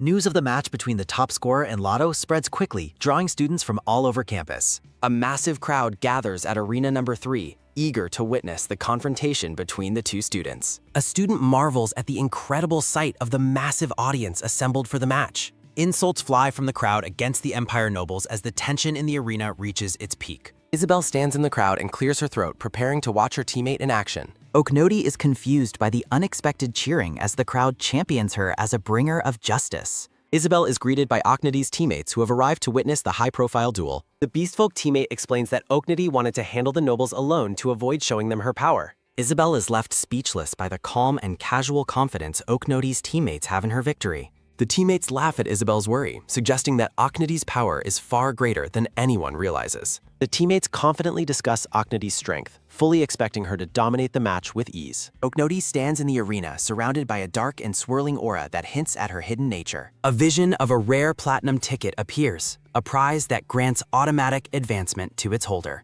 Giselle explains that Oknoti earned her rare double-digit ticket by defeating an advanced examiner in a duel. Giselle details the grim rule of the ticket system, where rankings only change upon the owner's death. Isabel is overwhelmed by the realization that Oknoti is one of the most talented students in Academy history. The teammates reveal Oknoti's past as an assassination weapon, explaining her lethal combat experience. The Beastfolk teammate dismisses Lotto as a minor match for Oknoti, whom he calls their mouse. Oknoti and Lotto face each other in the center of the arena as the duel officially begins. Isabel questions Giselle about Oknoti's family secrets, but he warns her that the Academy is watching.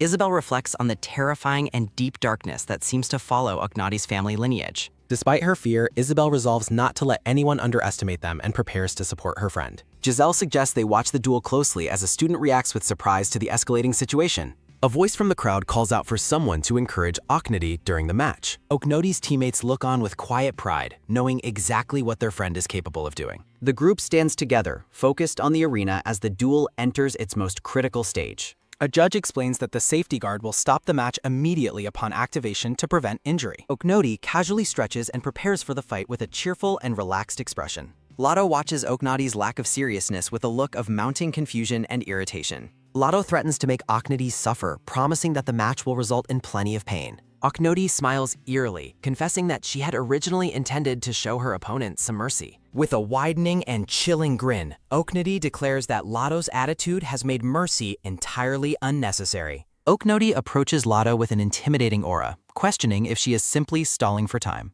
Oknody reaches for her blade, recalling a scheduled power outage that will occur in the training building.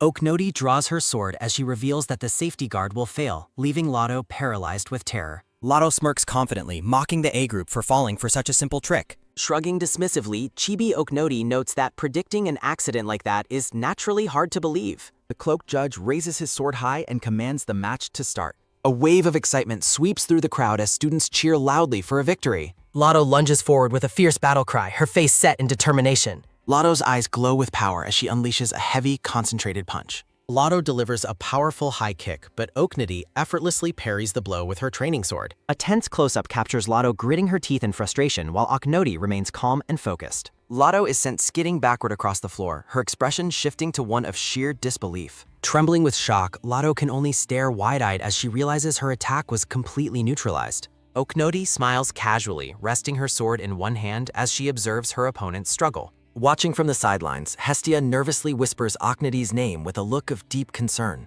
Oknody explains the various methods of mana cultivation and refinement that exist throughout the world.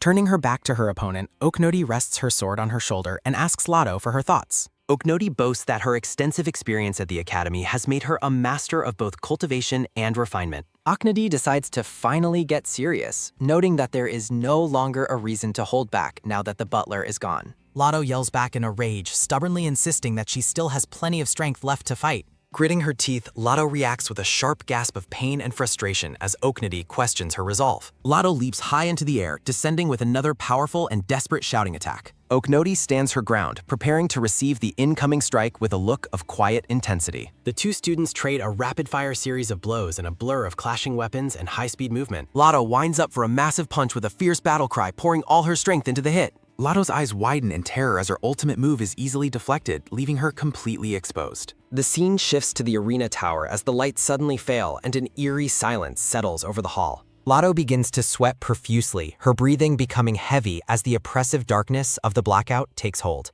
The panicked judge calls for both students to stand by and wait as he reacts to the unexpected power failure. Lotto realizes with a chill of horror that Oknody's earlier prediction about the blackout was entirely correct. Looming in the shadows, Oknody calls out to Lotto as a dark and menacing aura begins to surround her. Oknody's eyes glow with a sinister pink light as she mockingly points out that the safety guard is now deactivated. Lotto falters and steps back in the dark as Oknody slowly approaches her with terrifying intent. Oknody coldly threatens to sever Lotto's leg to ensure she never pulls another stunt, prompting a desperate plea for mercy. Oknody reassures the terrified girl with a chilling smile, claiming the Academy's healers will have no trouble reattaching her limb. Several spectral sword hilts manifest behind Oknody as she prepares to deliver a final lethal blow. Oknody's face is partially obscured by shadow as she looks down at her prey with a wide, malevolent grin. Lotto trembles uncontrollably, her teeth chattering in the darkness as she faces the overwhelming pressure of Oknody's presence. A sudden, powerful flash of energy erupts through the room as Oknody unleashes her strike. Oknody is visibly startled, her eyes wide as she realizes her finishing move has been unexpectedly blocked.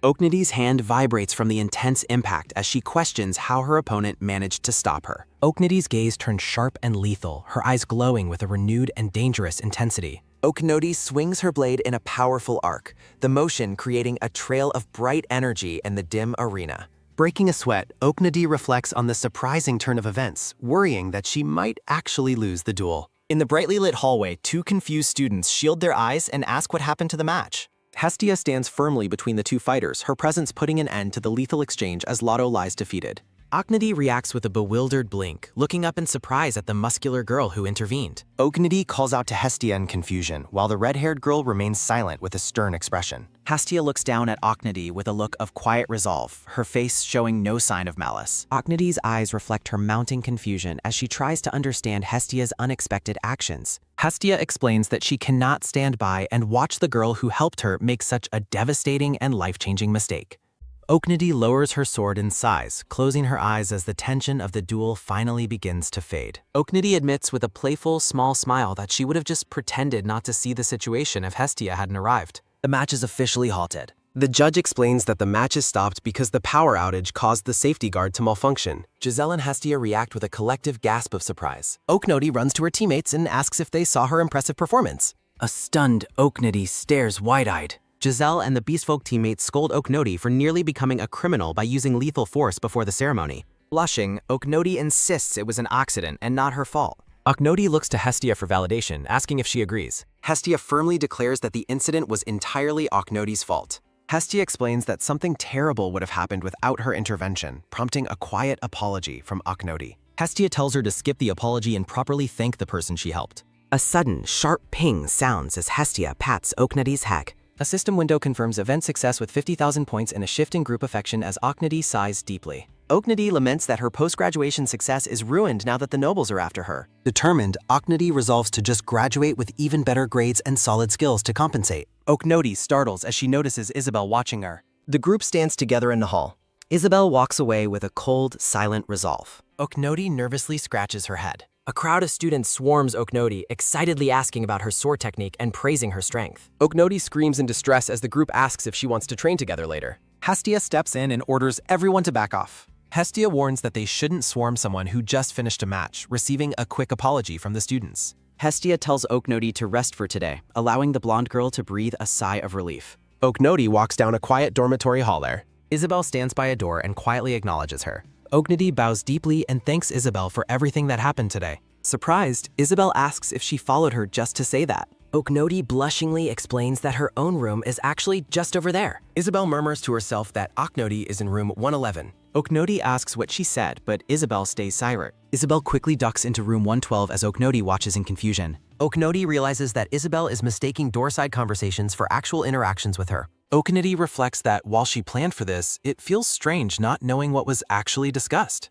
Sunset glows over the Grand Academy spires. Lotto trains intensely, her movements making a sharp, quick thud. A close-up shows Lotto panting heavily. Lotto insists to her companions that she is telling the truth. A student notes that Oknody predicted the blackout and questions how she could have known. A group of girls loom over Lotto, suggesting she rest and skip meetings while she is in pain. Lotto's fist strikes the dummy with a powerful bang. Lotto sighs in exhaustion, alone in the home. A voice from the shadows asks if it is true. Lotto gasps as a dark silhouette with glowing eyes looms behind her. Startled, Lotto demands to know who the intruder is. A girl in a cat mask asks if the story about Oknody predicting the blackout is true, while Lotto realizes she is facing an expert fighter. Lotto grits her teeth in a defensive stance. The cat mask girl nods and says she believes her because she saw it herself.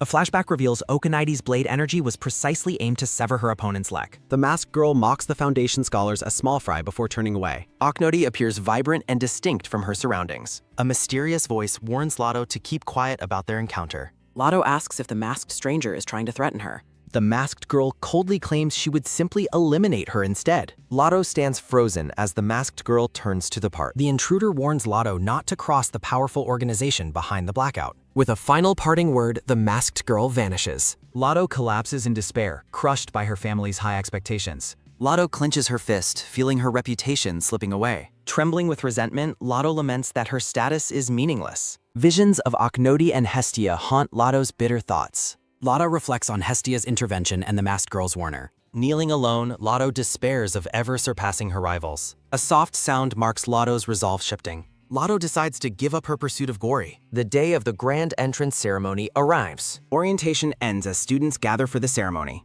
Students gossip about Oknody's popularity and her top-tier status. Oknody finds her sudden fame burdensome and wishes it would end. Giselle notes that Oknody has become a leader for their group. Underlying tensions between the student groups remain dangerously high. Oknody hopes for a period of peace before conflict erupts. Oknody prepares for the start of her true academy life. Mysterious men begin taking notes as the ceremony starts. The students grow uneasy at the sight of the observers. A rhythmic scratching sound fills the hall as they write. Oknoti signals for Giselle to remain sere. Whispers spread as students realize they are being evaluated. A group of students reacts with annoyance to the noise. The masked girl watches the proceedings from the crowd. The scribbling stops as a heavy silence falls.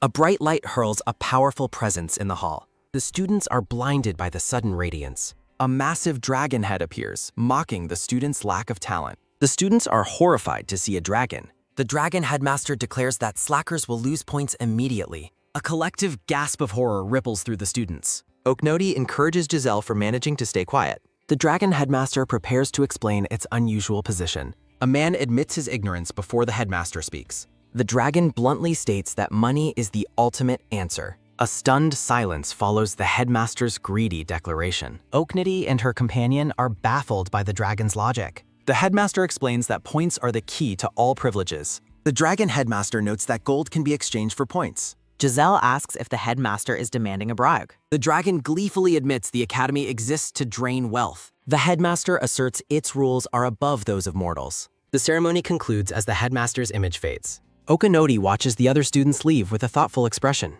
A narrator notes that the summons event originally included 24 named NPCs. Oknoti reacts in shock as a dark presence brands her a sticky-fingered brat from the Foundation and warns her not to forget it. Students in the grand hall murmur among themselves, wondering if the event is finally over. Her heart gives a sudden, quick thump-thump as she realizes she was chosen as the unexpected 25th student. Someone grips her wrist tightly with a stern command to wait. Oknoti panics, sweating as she worries that her theft of the stat stones has been discovered. A transparent vision of Oknoti screams in distress above the silent academy spires. The scene shifts to a few days earlier, showing a massive dragon lounging in a palace hallway. An old man with a long white beard and bald head asks what is being said. The dragon headmaster asks if the Foundation brat has been running wild, and the old man confirms that is exactly what he witnessed. The old man describes how the girl has been sneaking into guard posts and the warden's room, even hiding in holes dug by the guard dogs. A voice explains they were only watching the girl to see if she would adopt to academy life. The old man lets out a tired sigh sounding. A thud sounds as the dragon headmaster admits he has been keeping a close eye on her as well. The dragon lets out a quick heh while noting her talent for slipping through magical wards and identifying special ability stones. The headmaster notes that he is watching the world's greatest thief in the making. The old man suggests correcting the girl instead of admiring her, but the dragon asks if his faith has deemed the child lost. The old man explains that theft betrays human trust, and he fears she will go from stealing stones to stealing lives, while the dragon asks if it matters, since they were just stones. A heavy silence falls between the dragon and the old man. The dragon tells the old man to teach her himself since she is too valuable to lose to the Foundation, leading the elder to acknowledge the headmaster's faith in her potential. A voice curses the scheming snake from the Foundation. A masked man in a top hat claims he would never have sent the girl to his territory, while the dragon headmaster laughs and warns that losing such talent would be a century-long regret. The dragon's glowing eye narrows as he commands the other to hold tight and not let the girl slip away. The dragon chillingly vows to personally kill the girl if she ever returns to the Foundation, leaving the old man in stunned silence. With a quiet bow, the old man acknowledges the order. A heavy thud echoes through the hall as the old man prepares to depart. The elder resolves to keep the warning in mind. A sharp beep sounds as a system window informs Oknoti she has lost 10,000 points for unauthorized entry into a restricted zone. Oknoti touches her wrist and realizes she was caught after all. Oknoti reflects that while she evaded guard spells and eyes, someone far more powerful must have found her. Oknoti wonders if the penalty was small due to it being her first offense, as Isabel calls her name. Isabel informs her it is time to attend their first class. As the first semester begins, Oknoti walks through a bright doorway toward her new life. A silhouette of students waiting marks the beginning of their glorious first lesson. Isabel and Oknoti walk through a crowded lecture hall filled with whispering students. A list confirms the advanced division contains 44 students across 3 groups. Isabel leads Oknoti into the classroom. An orange-haired beastfolk student waves Oknoti and Isabel over to their saved seats, while a brown-haired boy asks if the mouse is nervous. Oknoti blushes, noting that they have taken the back row seats typical of delinquent students. Giselle finds Oknoti's shy side adorable, though Oknoti insists she isn't actually shy. Giselle hugs the blonde girl tightly and calls her cute, prompting a startled cry from Oknoti. Oknoti startles as a voice from behind acknowledges her arrival. The blonde boy, Grand Duke Anderson, watches her from his desk. Oknoti laments that she is just a regular freshman as she looks at the imposing Grand Duke Anderson. As a steady step echoes, Anderson vows to keep watching her while Oknoti realizes she has been completely marked by the elite. Oknoti turns in surprise as someone calls out a friendly hello. Hestia spins a stick and calls her a little one, surprising Oknoti. Oknoti greets the pirate lady, prompting Hestia to offer a playful protest. With a wink and a grin, Hestia asks the girl to call her big sister instead. Oknoti waves cheerfully at Lotto, who offers a brief and cold response. Oknoti is surprised as Isabel turns her attention toward the back row. Hestia suggests they will be seeing each other daily, but Oknoti bluntly admits she would rather they didn't, prompting the red-haired girl to protest that she is being mean. A beastfolk girl sits at her desk, quietly licking her hand like a cat. Hestia looks away nervously, fidgeting with her fingers as a blush creeps across her face. Oknoti offers a bright greeting to Hestia, catching the red-haired girl off guard and prompting a startled, enthusiastic response. Hestia clenches her fists with a grin, feeling a surge of joy and determination. Oknoti watches Hestia's sudden, happy outburst with a look of pure confusion. A cold tension settles beneath the heated atmosphere as the hostility between student groups continues to worsen. A pink-haired girl with horns asks the saint if she senses anything unusual from Oknoti. The blonde saint shakes her head, admitting she is not entirely sure. The saint notes that Oknoti hasn't received blessings from any of the 12 deities, much to Oknoti's shock. The pink-haired hero and the blonde saint observe the classroom with serious expressions. The hero wonders if Oknoti's lack of divine blessings indicates a lack of true talent. Oknoti realizes the top-ranked students are evaluating her and silently denies their conclusions. The saint appears bathed in a radiant golden light as she prays with her eyes closed. The saint senses a different kind of divine blessing on Oknoti, even if it is not from a known deity. The pink-haired girl reacts with a startled expression to the saint's observation. The hero suggests Oknoti might have been chosen by the same god as the saint, who agrees that the girl would show immense growth if their wavelengths match. A booming voice announcing its arrival terrifies Oknoti and Isabel, leading them to fear the dragon headmaster has appeared. A dark, oppressive aura suddenly fills the room, overwhelming the startled students. A green-haired woman with glasses laughs, revealing she was simply imitating the headmaster's voice. Oknoti and Isabel stare blankly at the teacher while a student in the foreground collapses from the shock. The woman introduces herself as Mahabharata, the student director who teaches transformation magic and serves as a dragon guardian.